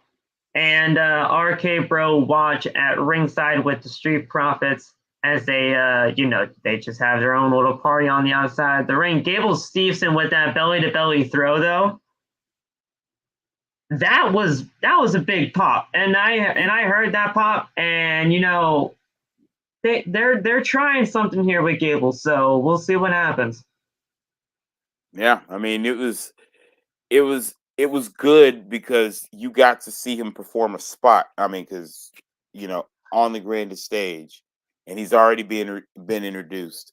So not only has he been introduced, he's put up a move on a guy that's over. So it's a very good start, and we can just only hope, knock on wood, that WWE will do, and I think they will. I think they're going to very much protect him till it's time to really get into the meat and potatoes of the business. As long as he's not overexposed, I think this kid can have something here. And once this kid can just, get his feet wet into the business, whether that starts with a feud with Chad Gable or not, you just gotta let him just get exposed to the business and just have him get his feet wet. That's all. And just let it be a slow burn, or let it be a slow breathing process, because it takes time to get used to this business. So you gotta do it. You gotta do it organically. You can't just do it right from the jump. Yeah, we'll get into that reference later on with somebody else, but I'm right there with you. I'm right. You know where I'm going with that. We'll get to that. Yeah. We had Bobby Lashley versus Omas next. This, I'm going to be completely honest. To me, this just was not good at all. I didn't really like this. But I want to hear from you with the live crowd aspect of this, because Bobby Lashley and Omas, we all know the whole Omas factor, right? And Bobby Lashley, him just coming back way earlier than expected from the whole Elimination Chamber and everything of that nature. But what did you think of the whole live atmosphere when it comes to Bobby Lashley and Omas? So it was a very Bobby pro crowd. Yes. There was a lot of Bobby chants, and listen, you know me, I'm old school. The first thing that popped in my head when they came together, because you mentioned that this match wasn't good, and it kind of scared me. The first thing I thought of, there's all the Bobby chants. When they're looking at each other, it brought me back to The Undertaker and Giant Gonzalez. I'm like, oh, shit. Okay. Because just the stare down and the stare up, I'm like, uh-oh. But it wasn't all the way that bad. Like, it did show that Omas has, a little bit of athleticism. Obviously, we knew he was going to get knocked down. I thought for the limited time that they were using, they could have had a little bit better of a pace. I think that's kind of what screwed the matchup, was that if you're going to have a match at so little time, then just run through it. Just run through it. You're not going to be on long. You only want to stretch it out if you're going to be on, 15, 20 minutes. I don't even think, did they even last 10? I didn't count. No, they didn't. I don't think so. I don't even think that match lasted 10. Yeah. When it comes to the length of that match between Bobby and Omas, this match only lasted 6.5 minutes. Andre and Hogan lasted longer, so there you go. So so I thought for a 6-minute match they could have sped up the pace. Like, Bobby could have did a little bit more spots, but ultimately it's to continue. The only thing I didn't like about this being at Raw the next night is I don't like typically when WrestleMania is the start of a long-standing feud. I usually like when WrestleMania is the blow-off. Yes. A prime example would be Shinsuke and AJ Styles, at WrestleMania 34. Right, yeah. Where they kind of left us hanging because they let Shinsuke turn heel, and then, to my recollection, that was kind of it. So it's like, so obviously we know what happened on Raw. You reacted to it last night very astutely, I might add. So it wasn't an all the way bad match. It was just, for a 6-minute match, they could have picked up the pace a little bit better. But Omos is still kind of learning. For somebody at his size, he's kind of limited. There's certain things he can't do. There's certain things he can do. I think Bobby's a good opponent, but it's just they have to kind of find their bearings. And maybe, I don't know if they're on the road together, like if they're doing house shows, but that's always a good way historically to kind of feel each other out. But I didn't like that they did. He's only 27. He can get better at this. He's only 27 years old, so he's not like out of this just yet. It's just he's got to. He's 7'3". He needs to learn how to just get around the ring better. But with a guy like Bobby Lashley, who is obviously experienced, with a guy like, now that he's MVP, he has that mouthpiece now to Right. talk for him. Right.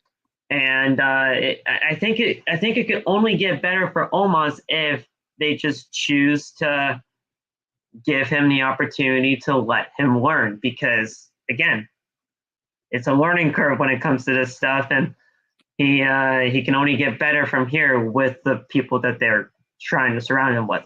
Hell, Right. that's why he was there with AJ Styles all that time in that tag team, give him that veteran presence and to have him get that help along the way. I agree.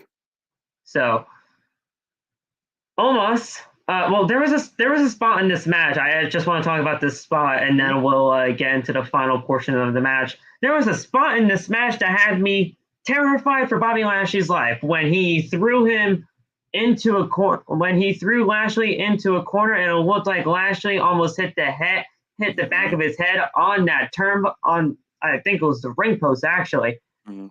Did you see that vantage point, and how bad did it look live compared to the TV? Because it looked bad. So, if I remember correctly, they were on the opposite side of the ring from my vantage point. So I saw that on the Jumbotron, but Yeah. it did look scary. I was like, ugh, ugh. But then I wasn't, we talked about Boogs earlier. I wasn't sure if that was an incidental spot or if that was part of the match that they planned out. But in light of what has happened with some of the, I mean, wrestling in general, but we all know what just happened to Big E a couple of months ago. So it's Yeah. like be careful. But at the same time, when you're facing someone that's 7'3" and still has not completely, been completely embedded into the workings of a match, these kind of things can happen. It did look bad, but I liked how Bobby kind of bounced back from it, but it was scary. It was, especially because the first thing I thought of was, damn, like Big E. That's the first thing I thought of. I was Yeah. like, oh crap. But Yeah. he made it. He made it. He's all right. We're okay. Knock on wood. Yeah. So we had that spot, but almost powers Lashley into the corner, then gets another bear hug in. Lashley then escapes and hits a running strike. More strikes from Lashley. Lashley picks up Omos and in a suplex, and that was a great feat of strength right there. Lashley then hits a spear to the kidneys. It looked a little wonky when he did that spear to the kidneys, but they were able to get it done. Lashley then hit another spear and covers for the win. Bobby Lashley picked up the win here, as well as he probably should have. But with me, when you're building up Omos to be like this massive guy, I didn't know if Omos really losing here was probably going to be the right decision, but Bobby Lashley being his back, getting back here in WWE, he was going to win this. Yeah, I mean I mean I've watched enough WrestleManias where I've seen it both ways, but it's like where Bobby is right now, it kind of didn't make sense to me for him to lose at WrestleMania, though it would have, a lot of us would have accepted it because it's Omos. He's 7'3", he's over 400 Yeah. pounds. I mean, these things happen, but I'll be interested to see now that he has MVP as a mouthpiece. Now that we have another pay-per-view coming up, it'll be interesting to see how they kind of work with this, because they do have a little bit of meat and potatoes, albeit a somewhat mid-match, but they have some bricks to lay a foundation to finish this off, and then you can decide what you want to do with Omos after that. He's somewhat at a disadvantage if you look at historically guys his size with his limited ring ability, but at the same time, WWE has gotten it right before, so Yeah. we'll see. We then went into the Anything Goes match between Sami Zayn and Johnny Knoxville. And this match, while it was entertaining at points, this was just so embarrassing for Sami Zayn and pretty much, honestly, just the WWE name.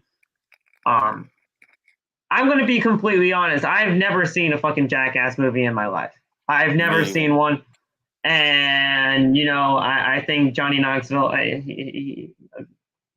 credit where credit's due for that, for the whole Jackass series or what have you.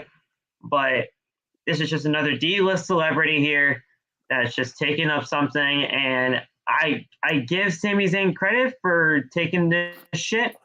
But at the end of the day, I just didn't understand the point of this match at all. But was I entertained? Kind of, because, there were just some funny spots here. But at the end of the day, it was just... That I understood. I'll be honest with you. I watched it live, and this was me practically the entire match. Yeah. But yeah, it was funny. I think it was I forget which app. I don't know if it was I don't know if it was Fox Sports. It was one of it was one of the apps. And in like 10 minutes after the match was over, I got a notification on my phone confirming the win. And I'm like, well, that's why they did it. But I've been watching wrestling for 29 years. I've seen a lot of embarrassing things. I watched David Arquette win the WCW Heavyweight Championship when I was 10. This was just like, oh, and I think the biggest problem I had with it was at WrestleMania. I get it. Yeah. And here's the thing. You look at all the other celebrity matches. We're going to get into the McAfee match later on, and I can't wait to talk about that. Yeah. We talked about Paul earlier. Like, this, thank God it didn't overshadow it, but it was just like, dude. And it was entertaining for folks, but as somebody who probably takes the business a little too seriously at times, it was a head scratcher. It was just like, Vince, I know you want to get more eyes on the product, but come on, like, let's not act like you're not winning. Peacock paid you $1 billion or so that you can merge the networks. Fox paid you $1 billion so that you could have SmackDown on Friday nights on a Big Four network. Like, how much more exposure do you need? And did you have to do it? This is the showcase of the Immortals. Like, this is WrestleMania. This is where Hogan slammed Andre. This is where Savage beat 4 guys in one night. This is where we had Shawn Michaels and Undertaker just kill it. This is where we had the ladder match. This is where we had Steve Austin and The Rock breaking records. Like, it was just as from a wrestling standpoint, it was a stain. But then I had to think about it. We've had giddy matches like this in the past too, and I'm like, okay, but yeah, I've never been a fan of it, and this did not do anything to sway my mind. Yeah, but, no, this is not really WrestleMania to me. This is not, and it never really will be. I'll never really understand the whole purpose of celebrity matches. I understand why they do it, and I understand the whole purpose behind it to get more eyes on the product, whether that be the Logan Paul thing or whether that be the former Indianapolis Colt punter and Pat McAfee, even though Pat McAfee was great. It just won't ever click to me the idea of somebody like a Johnny Knoxville taking a spot away from a Ricochet or a spot away from like a Finn Balor who's current United States champion. Like, right. It just never will I just never will understand it. And like I said before, I give Sami Zayn all the props in the world because he was a class act in this. He took this shit, he ran with it, and he gave Johnny Knoxville 14 minutes in this WrestleMania match. And it was an embarrassing loss with that whole mousetrap ending. And he went through the mousetrap table. And we man did that body slam, and I was like, "What the hell is this? What's happening here?" And I was just like, I was entertained, but that's all it was. That's what this was. This was not supposed to be a classic, but this is just not WrestleMania. I will never understand it. And you mentioned the 14 minutes, and that was something else that irritated the hell out of me. It ran way too long. I'm just like, no, look, just I would have said 10 minutes at most. at Get this most. out of here. And the only thing I can hope, and me and my buddy were talking about this earlier, the only thing I can hope is that Vince or whoever that, got Sami Zayn to do this, that they kind of force his hand. I would hate to think that Sami Zayn asked for this. No, I would hope not. You better do something with Sami after this. You have to do something with Sami, whether that be like chasing the Intercontinental Championship one more time, or whether that you just got to do something with him, because after going through this, yeah, he deserves something. Whatever it is, he just needs something to kind of revitalize what he kind of lost here. So we'll see what happens. But Johnny Knoxville was the one to pick up the victory here. Kind of feeling that was going to happen. It sucks for Sami, but Knoxville with a taser to Sami as he falls onto the giant mousetrap. Knoxville then tries to set off the mousetrap, but it botches. He's trying to finagle with this thing, and it finally just unlatches. It latches onto Sami's chest, and it traps him, shoulders down to the mat. 1, 2, 3, Knoxville picks up the leverage pin with the mousetrap as he and the Jackass crew just celebrate in the ring. This was just not WrestleMania at all, and it showed. It showed. Yeah, it was bad. Yeah, but the next match was. Now we had the Women's Tag Team Championship matchup between Carmella and Queen Zelina defending against Sasha, Naomi, Liv for Brutality, and Liv Morgan, and Rhea Ripley, and then Natalya and Shayna Baszler. And this was not a bad match at all for a Fatal 4-Way women's tag match. None of these are, well, you can call Sasha and Naomi a real tag team, but they haven't teamed up since like 2015 or 2014, depending on when Team Bad was. I believe it was 2015. But none of these technically are real tag teams. The women's tag team championships to me have always felt flat ever since, once the Iconics kind of won the championships from the Boston Hug Connection, they just never really felt the same, and they've obviously never been treated the same after that. But with Sasha and Naomi picking up the win here in a double team face buster for the win, and becoming the new women's tag team champions, I can only hope that we can see something new for these tag team titles with Sasha and Naomi as the champions. Yeah, and well, you picked up on this. I think you talked about it on TikTok, but the night after that Contenders match, and I was at Raw, and I'm like, what? But that's a different story. But like this match, no, it wasn't a bad match. The only thing I didn't like about it, and I understand why they do it, but with these Fatal 4-Ways, there are people there's at least 2 or 3 competitors that are outside of the ring way too long. Yes. It's just like the whole point of a tag team match is that you're gonna have one person in the ring, one person on the apron. And they've been WWE's been doing this for a while now. I remember, I think it was WrestleMania 34, the Kurt Angle and Ronda Rousey tagging up against Triple H and Stephanie. I mean, you might as well have given Triple H and Kurt Angle sleeping bags. They were out there for so long. I'm like, dude. But the spots in this match, and I know you're going to pick up on a couple of them, they were really good, and it just reinforced how athletic these women can be when they are given the grandest stage. And it was a good match.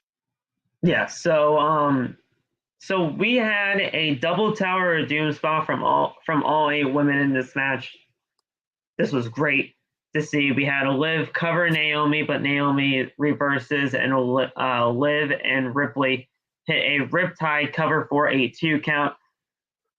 Banks then breaks the count from the 2 count, and Ripley crashes into the turnbuckle.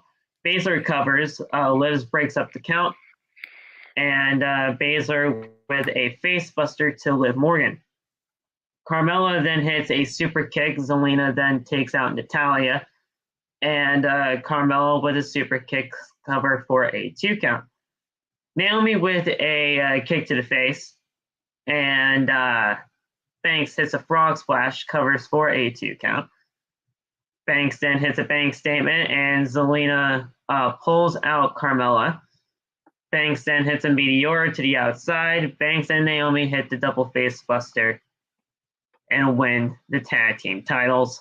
This was a good match for what it was. I'm just hoping that we can have some redemption kind of story for the tag team titles here, because I want, for those of you guys that don't think that I want women's tag team wrestling or just women's wrestling to succeed, I want it to succeed. I love women's professional wrestling. I think it's honestly kind of, it's been a long start for so long, and now that we can finally have like one of the biggest and deepest women's rosters here in this company. Oh, absolutely. They just gotta, they have it. They just gotta let it expand and let it grow. We have the right people to do it with. It's just they just gotta give them a chance. They gotta get behind them, and once they do, sky's the limit for them. It's just we gotta get these tag team titles back on track. Yeah. I couldn't agree with you more. I mean, it's just such like, what's the word I'm looking for? It's like a cycle where, you know, when I was growing up, there were no women's tag team titles. There was one women's title, and you may have seen it get defended once a year. So to even see this match, was just euphoric for me. But like, I get exactly what you're saying, where it's like you have the pieces, and this is something that I've yelled to the top of my lungs about Vince McMahon on a myriad of topics. Like, you have the pieces. It's not like you don't have it. You have what you need. Work with it. Put the puzzle together. And the thing that really always gets me is us fans, we tell you what we want. We tell you we want her, or we want him, or we want that tag team. We want them to be champions. Like, yeah, so I agree with you. And then there's always those fans who's like, oh yeah, but once we get those people as champions, turn on them right then and there. But that's a whole other story. But that's nothing new. Trust me. But that is nothing new. That is nothing new. I'm just saying, like, once something happens like that, then once we finally get that person, we turn on them like that. But that's, again, another different story. We then had Edge versus AJ Styles. Oh and boy. I feel, I don't know about you, but when I was scrolling on TikTok the rest of that the night after or what have you, I didn't feel like people really enjoyed it all that much. I liked this. I loved this, mainly because of the work rate of AJ Styles, the work rate of Edge ever since he came back. Edge is phenomenal. And seeing that entrance live had to have been phenomenal to see. Oh, absolutely. And that was awesome. And I love Ultra Bridge, and I'm a huge Ultra Bridge mark. I love The Other Side by Ultra Bridge. I think it's one of their darkest songs, and it just fits Edge perfectly. This was a fantastic match by Edge and AJ for me. I'll say this: watching it live, and I've seen some of the TikTok videos that you're referring to, and I kind of agree with them from this standpoint, and I blame myself because going into WrestleMania, I put the highest expectations on this match. Like, I felt like this match in night 2 was going to be like the show. This was going to steal the show. This was going to be Steamboat Savage, Razor Shawn, Taker Shawn. Like, this was going to be that match that, yeah, we're going to see Brock and Roman. Yeah, we're going to see all these other matches, but we're going to be talking about this match for years to come. And my You thing was, overhyped yourself a little bit. way too much. Like, yeah. I never thought that I would see a match with AJ Styles and Edge in which there were multiple times where folks were doing, the clap, where they were doing the pace clap, which it was so disheartening. And I'm like, God, I'm like, wait a minute. But and they started to pick it up. They started to pick it up, and they started to. But then it just, for me, it was just high spot after high spot, and I'm like, AJ Styles is the closest thing, maybe outside of Dolph Ziggler, to Shawn Michaels, like in ring talent wise. Edge is on. Edge is part of that Canadian crew. That's a whole nother level. So it was a little disappointing to me, but I can blame myself because I overhyped it. Like I talked about this match on the card more than any other match, and it was good. To me, it wasn't great, and I thought it was going to be up here, and it was like, it was over here. But I love both characters. No shame. It happens. Things of that nature. Obviously, the end of the match kind of got people talking. With I know you'll get into that in a second, but like some potential too. Yeah, but I thought that I thought the match could have been a hell of a lot better than it was, especially because I watched it live. That's just my opinion. The match is 24 minutes long, roughly. It was about 24 minutes. Do you think it went too long? Or did you think it kind of didn't kick into the second gear that you wanted it to, even with the 24 minutes? I honestly wasn't conscious on time. I just thought it didn't kick into the second gear. Like, typically the first 5 to 10 minutes, I am okay with feeling out your opponent. Feeling out process, feeling out process, 10 minutes. But then it was just like, towards the middle of, in 2/3 of the match, it was just high spots. It was, it wasn't the talent that I'm used to seeing from both competitors. Like, I grew up watching Edge. Like, I remember the Brood. Like, I remember, his feuds with Cena and the Undertaker, and I know this man can work. And then like AJ Styles, like from TNA on, it was just like, pick up the pace, guys. And I never thought I would see people doing the pace clap for these two guys. So that's kind of what made it disappointing. So I felt like they could have picked up the pace. They could have done a little bit better. It was just, towards the end, it was just high spots to high spots. Honestly, when Edge hit that spear to end it, it was just like, yeah, go ahead and end it, because you're not showing me anything else. So go ahead. Yeah. So we had Edge hit an Edge-O-Matic for a 2 count. He then hit a slingshot power bomb for a 2 count. Edge then with forearms on the apron, and Styles with a big suplex on the ring apron. I thought they were going to the floor, but they hit the ring apron. And man, either way, it was going to be absolutely brutal for these two. But geez, it looked like a bitch to take. But they took it very well. Styles with both men get back in the ring at the count of 9, and Styles hits a springboard 450. It's beautiful every time he does it. Cover for a 2 count.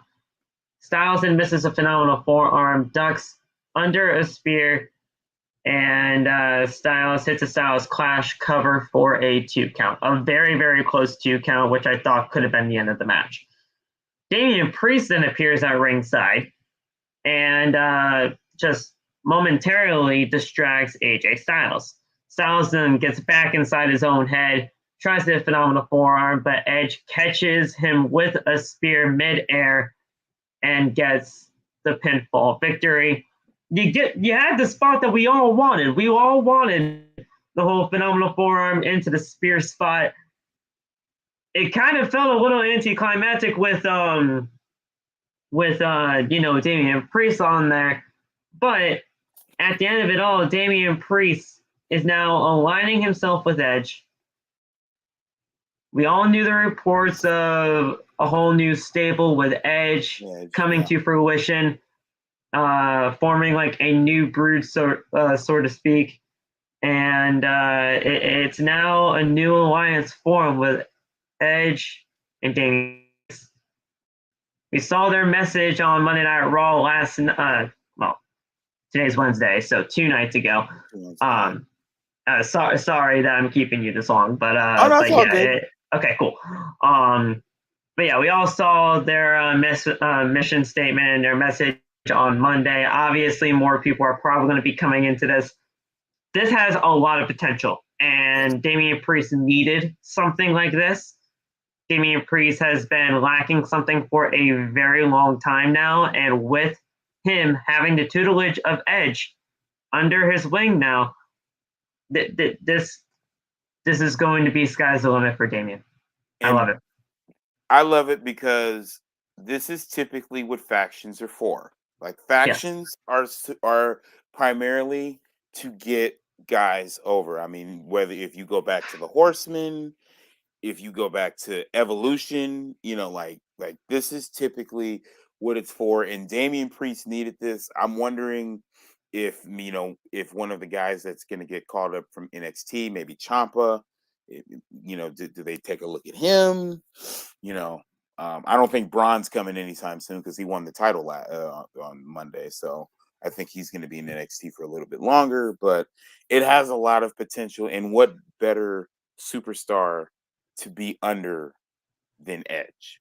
That's like right now. I mean, obviously the Bloodline has their own thing, and we'll get into them later on.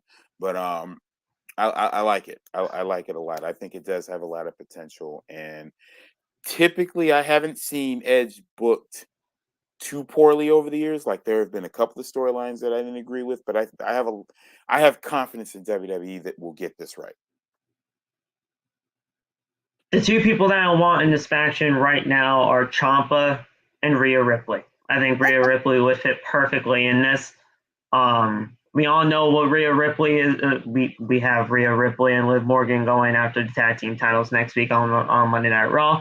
I think right there, you pull the trigger, you have her turn on Liv Morgan, and you have her go into this faction. You have her be like the female powerhouse of that faction. Whether we don't even know what it's called yet, but you have them have a female into this group. You have her do something because she needs something. She needs a little bit of a repackaging. But Ciampa, that the whole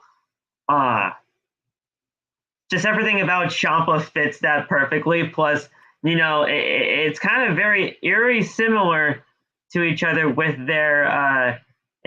I hate bringing up injury history, but we all know what's happened with Edge's neck and Ciampa with his injuries in the past and everything is really similar. And you have like that kind of like, it kind of just fits for me. So I would have Ciampa and Ripley give part of this. I've also heard some other names as well. I've heard T-Bar get mentioned. I don't know why T-Bar. But Dominic Dijakovic, I think you have finally you get Dominic Dijakovic out of that T-Bar name and you could put him in there. I think that would be pretty cool to see. I've also heard Dexter Lumis here as well, which would be kind of interesting to see, but that would have to obviously give him a call. Either way, this has massive potential. I'm going to throw a name out, and I know he's just getting back. He's just getting in. Yep. And he's already got, a little mini feud going with a match on Raw next week. But what if Veer Mahan? Veer?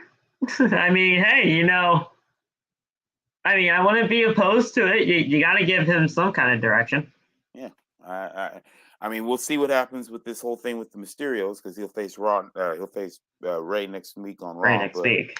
Yeah, but I'm just throwing that name out there. No, I mean, you got to give him some kind of direction after he's been coming for 7 months. So we'll see what happens. We then had the New Day versus Ridge Holland and Sheamus, and this just should have never been on the card. Absolutely. That this should have never been on the card. This was supposed to be slated for night 1, but it never took place. Whether that was time constraints, which is what they're saying, or whether they just did not want to put it on the card regardless, they put it to night 2. It was like a minute and a half at most. I think it was a minute and a half from what the timestamp is saying. It was a minute and 40 seconds. So yeah, a minute and a half. And you have the New Day lose. You have the New Day. I don't know what the heck all of this was about, but Sheamus and Ridge Holland versus the New Day just should have never happened. I agree. I literally just sat back like, we're still doing squash matches with guys that are over. Like, I can understand a squash match maybe on a pre-show or an opening of WrestleMania, but like, this was pretty late in the night. Like, this was, if I remember correctly, this was right before McAfee and Austin Theory. Yes. So I'm just like, yeah, scrap that. Yeah, this was it was a terrible match, and honestly, at the end of the day, it just should have never happened on the card.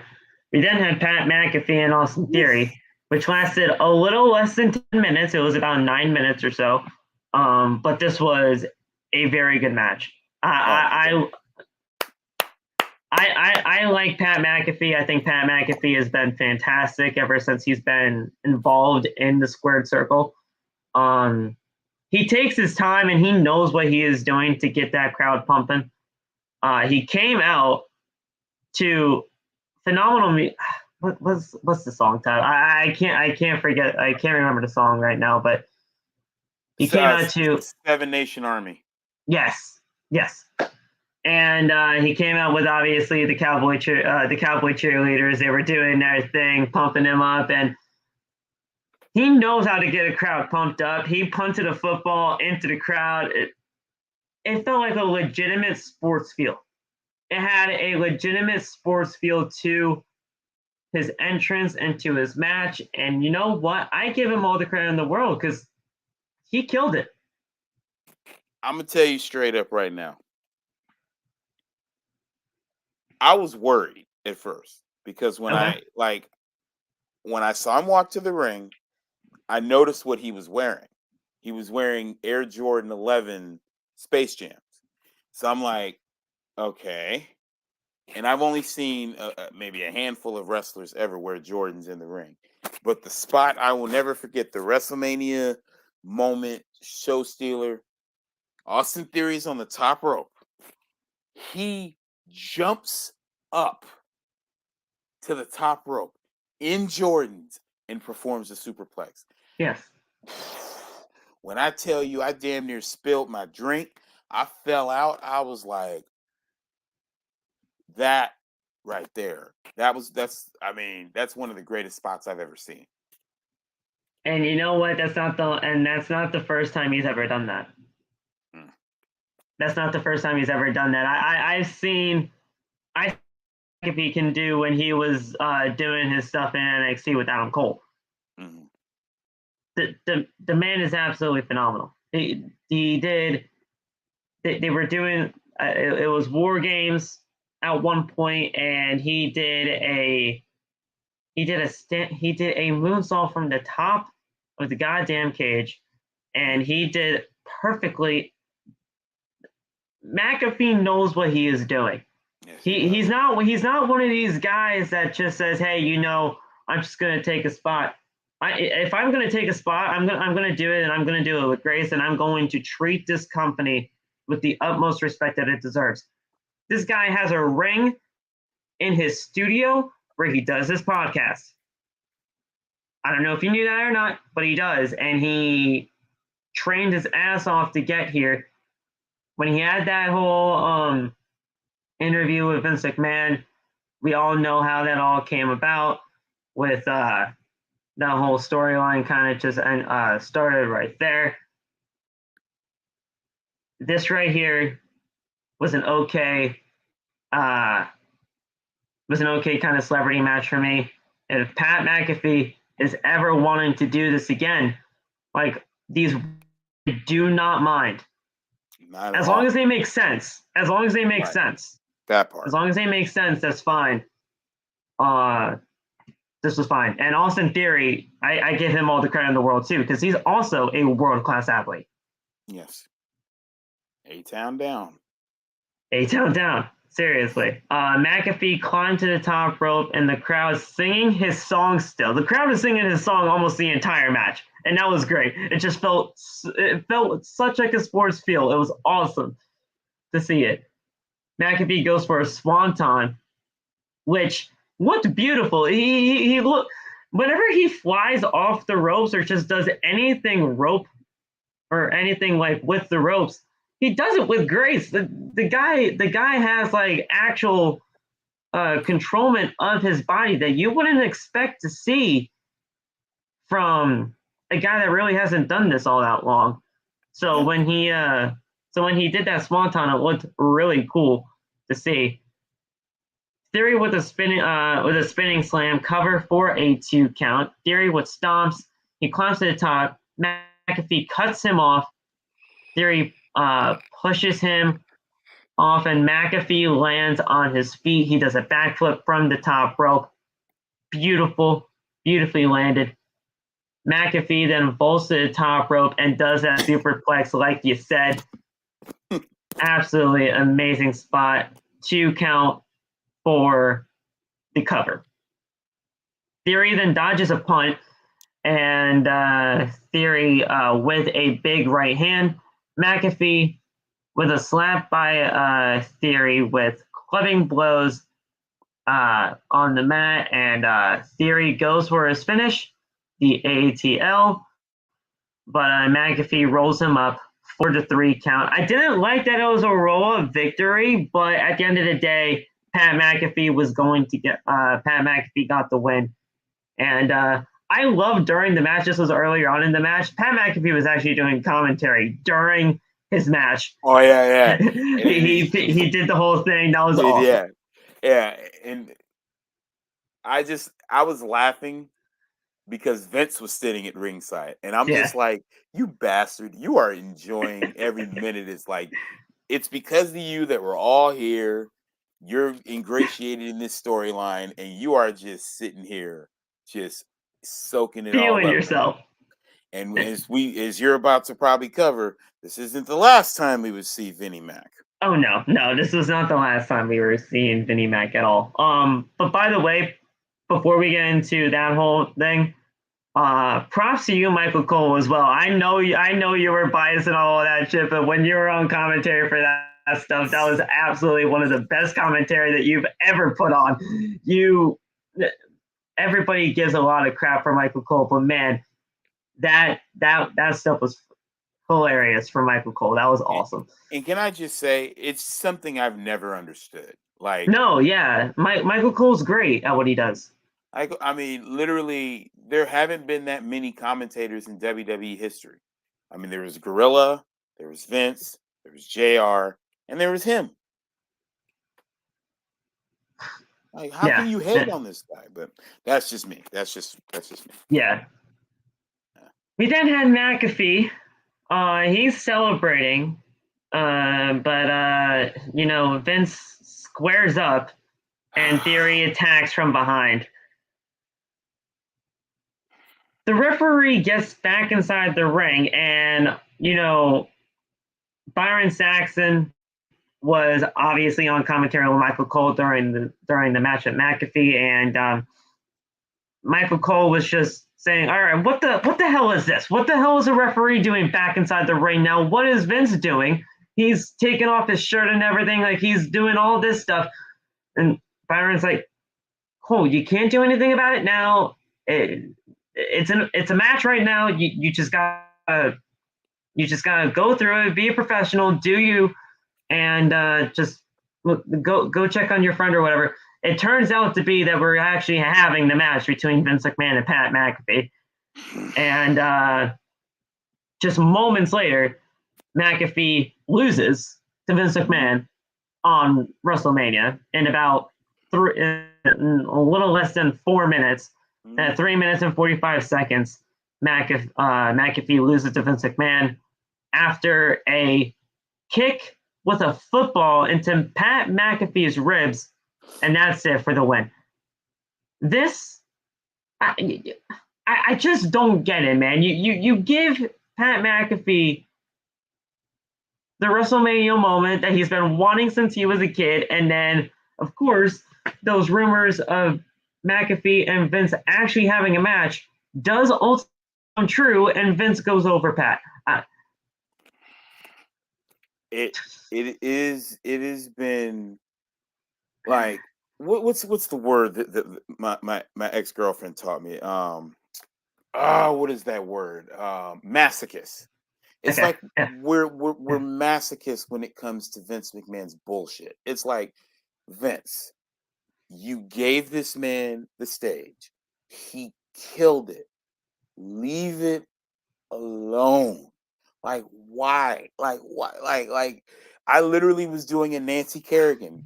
Like, why? Like, bro, like, but obviously it led to, you'll cover it, but it led to, but I was sick. I was just like, you just had to ruin it, Vince. I watched the Pat McAfee show that, kind of aired after everything WrestleMania happened. This was not originally planned. This was not originally planned. Of course not. McAfee pretty much announced on his show, he's like, listen, I was just sitting there on the top row. Vince was just doing his thing, taking it on, taking it off, all that kind of stuff. And then once he got in the ring, he said that he was kind of just shell-shocked, and he was like, what the fuck is happening here? Like, I thought this was just supposed to be normal procedure, and then all of a sudden the match happens. So that match is actually not even really supposed to happen on the show, and it was just there for all of us to happen. Vinnie Mac doing Vinnie Mac things. He's gonna do what he wants to do. I mean, you got that money, like between WrestleMania, Superstar Access, all that, but still, it's like, I think the thing that really just always bothers me with him, it's like, you don't take into account the fans, like especially the fans that really love the business and like really love the in-ring competition. Like, we just saw a heck of a performance, and you could have left it alone. You could have had Stone Cold come out, stun you. They could have had beers. Freaking Pat McAfee could still get stunned, and everybody would have been happy. But no, Vince just had to jump in and do what Vince does. Now, like the actual antics of Vince, like, just like doing the whole, doing the whole jacket on, jacket off thing, like, yeah, that was supposed to happen, but the match part was not supposed to happen. After everything that happened with that, obviously Stone Cold came out. And the thing is, before Stone Cold even came out, he cuts off his own music, and the spotlight was on Austin Theory. He was doing the whole thing with Austin, and Austin Theory's music plays. Vince had this weird look on his face. He was like, oh shoot, who the heck is coming out? But it was Austin Theory's music, so as soon as something like that happened, I knew somebody was gonna come out, because Vince had this like surprised look on his face when it was Austin Theory's music. I was like, all right, what's gonna happen here? But then I didn't think it was gonna be Stone Cold again. Stone Cold came out and he did his whole thing, and Theory, he sold the Stone Cold Stunner like it was death, and it was phenomenal. It was great. I loved it. There are many people that have done an oversell for the Stunner, and they've done it to perfection. The Rock's done it. Scott Hall. Scott Hall. Just about to mention him. Honestly, Theories. It was kind of a little callback to a Scott Hall like oversell for the stunner, and he did that absolutely perfectly. It's one of the best oversells for Stone Cold stunners, especially in like just my seeing of an oversell for a stunner. And then we had the worst stunner of all time. The worst stunner of all time in my book. That used to belong to Linda McMahon, but now that fully belongs to Vince after what happened here. This stunner should just never even happened. The man, he gets kicked in the gut. He stumbles. He staggers on the ropes. He gets down to a knee. Stone Cold's trying his best. Get the fuck up, the old man. And he tries to do the stunner, but the man's knees just absolutely collapse, and it was just an absolutely terrible sight to see. The crowd almost forgot to pop. Yeah. Because we were just like, and it definitely felt like that on TV too. It was just Vince once again, bro. Like, anyway, go ahead. It just should have never happened. That's all. It just should have never happened. And I don't want to turn this into a bash Vince fest, but sometimes it just should have never happened, and I'll just leave it at that. Yes, sir.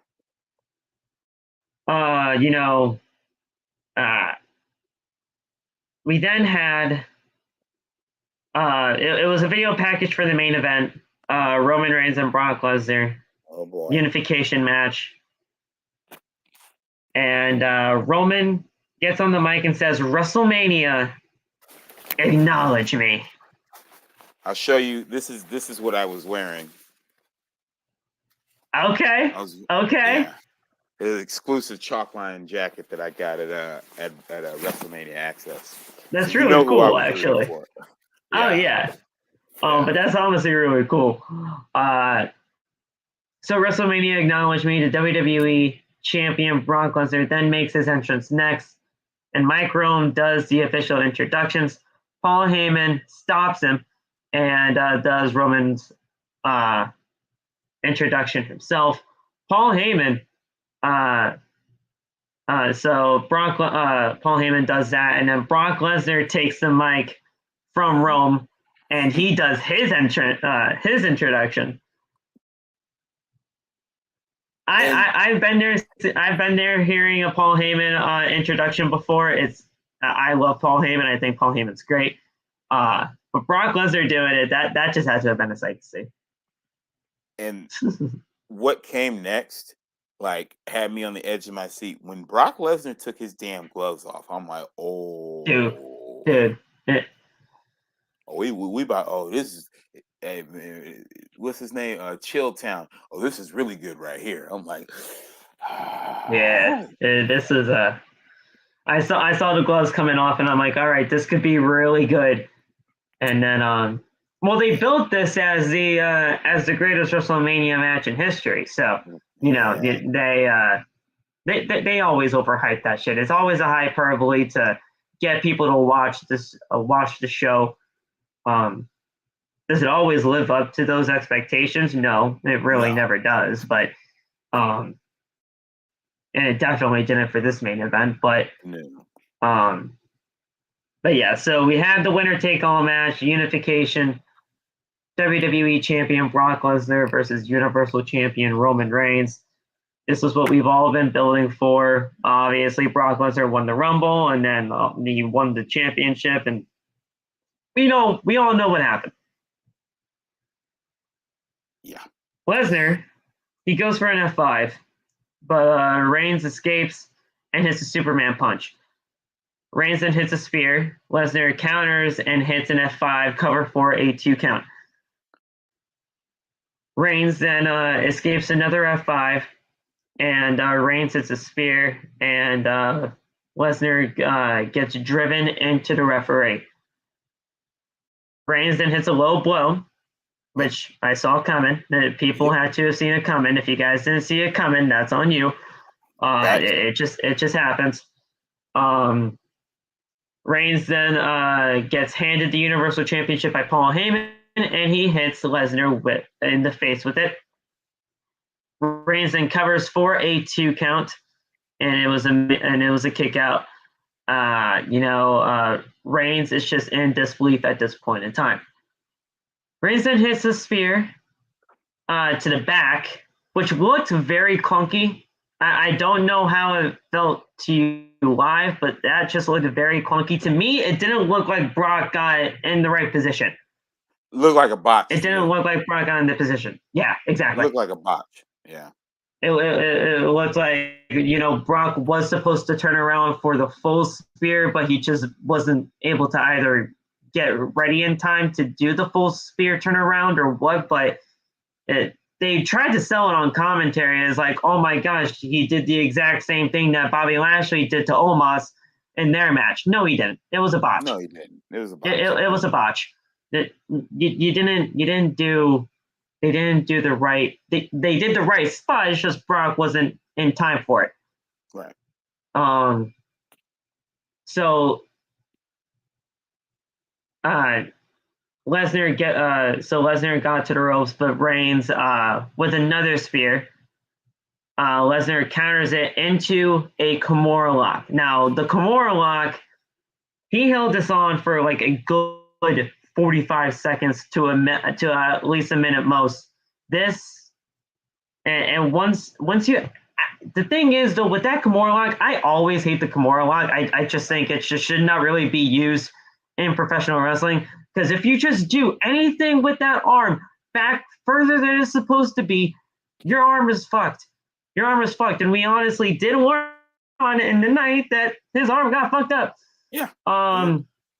And can I just say, but I'll be honest with you, I thought, because I've seen so many times folks get put in holds and then they're just near the ropes and they tap. I thought Roman was about to tap. I was on the edge of my seat. I was like, he's going to tap. He's going to tap. He's going to tap. He's going to tap. No, it definitely had that kind of feel. It definitely did. So once that happens, there was a little bit of the camera angle, and they did this so perfectly. Just so subtly, you saw Heyman's hand push the bottom rope towards Roman so that he can grab onto it. Right. And when we saw the replays after the match concluded, Mike's like, "Oh my gosh, I didn't even see that," and that kind of fell into the trap of like, "Oh my gosh, like that could that have like really been like the actual final moment if Paul didn't even really do that."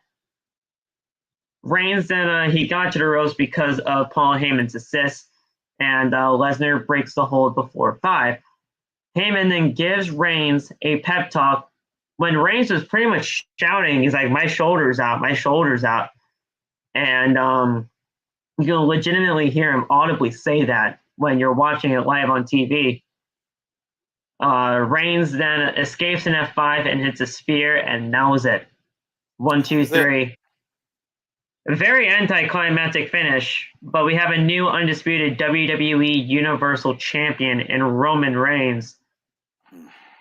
He now holds the Universal Championship. He now holds the WWE title.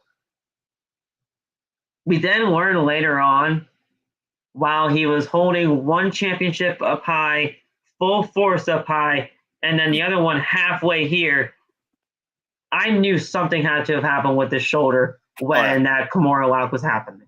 Oh yeah, I literally, because I was sitting next to Malik. I said, he's hurt. Yeah, he won the match, and I mean, most wrestling fans, most WWE fans, we kind of knew that this was coming. I wanted to be the optimist because I've been wrong about WrestleMania main events before. I kind of wanted to be the optimist, plus I've got a little, as you know, I have a little mini feud with the ones. Yeah. Then, yeah. But I mean, I actually kind of felt bad. I'm like, damn. Yeah. I mean, nobody ever really wanted this match to end in that poor of a fashion. But whether anybody wanted the Unification Championship title match or not, it was going to happen. That's what Brock and that's what Roman and that's what pretty much Vince had planned all along. But at the end of the day, whether Roman is hurt or whether Roman is not, this is just always going to happen. But it just sucks that if this is a legit injury, and we kind of saw him last night, he tried his damn hardest to raise both championships up high, but you can tell that there is something going on in that shoulder, and whether Roman wants to believe it or not, something's bound to happen with it. And whether we announce his next challenger on Friday when we get there, I don't know. Well, the titles are unified now, so whoever wins it, you would think they win both championships, right? At this point, yeah. I mean, do we get a brand? Do we end the brand split at some point? I would hope we end the brand split, but now that the titles are unified, like it was kind of a weird ending, you know. I mean, and don't get me wrong, like I've been watching WrestleMania for so many years, like I've seen some weird endings, but it was just like, damn, like he's legit hurt, and then what does that mean from here? Yeah, because I'll tell you straight up, there were a lot of folks in Bloodline shirts that were happy, but they also had that melancholy kind of oh shit look, like what's up with our boy, like because a lot of people, because everybody saw that, you know. Yeah, fully up and then halfway. Yeah, it was visibly noticeable. And now, with all that being said, if it was up to me, I'd have Roman retire the Universal Championship. Yeah. I would. He's the longest reigning Universal Champion. Nobody's ever going to be taken that away from him. And he is, and this is just flat out for me personally, and I don't think really anybody can argue with me on this. He is the greatest Universal Champion in that belt's history, and he can just retire that champion, and he would be able to just hold the WWE Championship with grace and with power until whenever they decide to take it off of him. But Roman Reigns wins the championships, and we'll find out more on his situation on Friday night. But overall, man, this WrestleMania, from top to bottom, I was very well intrigued and enjoyed by most of the stuff on this card.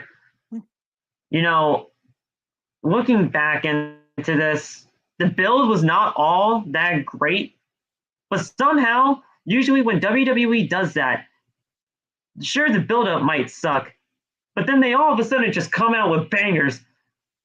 I don't know what they do, but they kind of just, you know, said, you know what, screw, we're going all out for this year's WrestleMania, and it showed.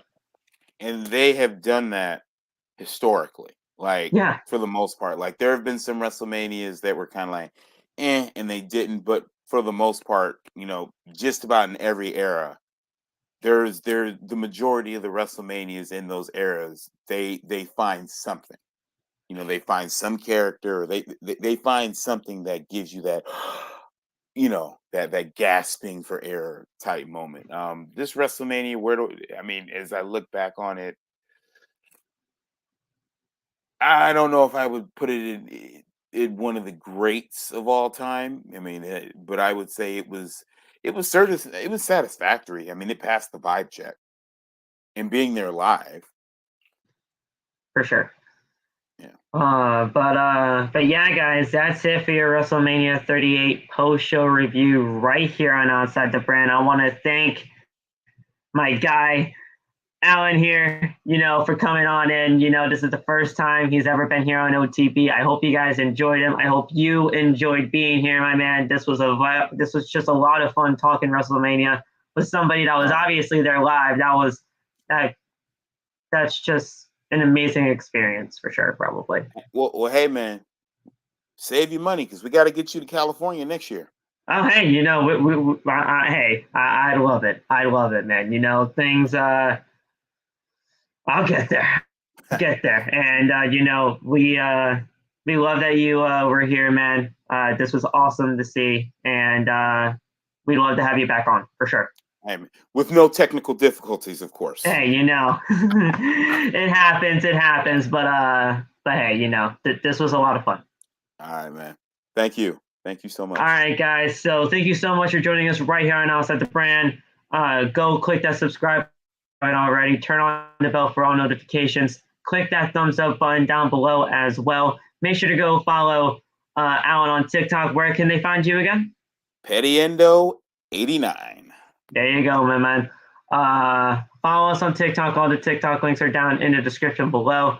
Follow me on social media at PhillyMatt_. That's Twitter and Instagram. Go to bonfire.com for your t-shirts, hoodies, face masks, and more for the exclusive home of Outside the Brand and its merchandise. And we will talk to you guys tomorrow technically tonight rather, for the AEW Dynamite post-show review right here on Outside the Brand. We'll talk to you guys soon. Have a good rest of the night. Peace out, guys. We the ones. We the ones over here. I'm sorry, my man. I'm sorry, but we the ones. You put your ones up. You put your one up. I do not acknowledge. Listen. We put the ones up over here. We the ones.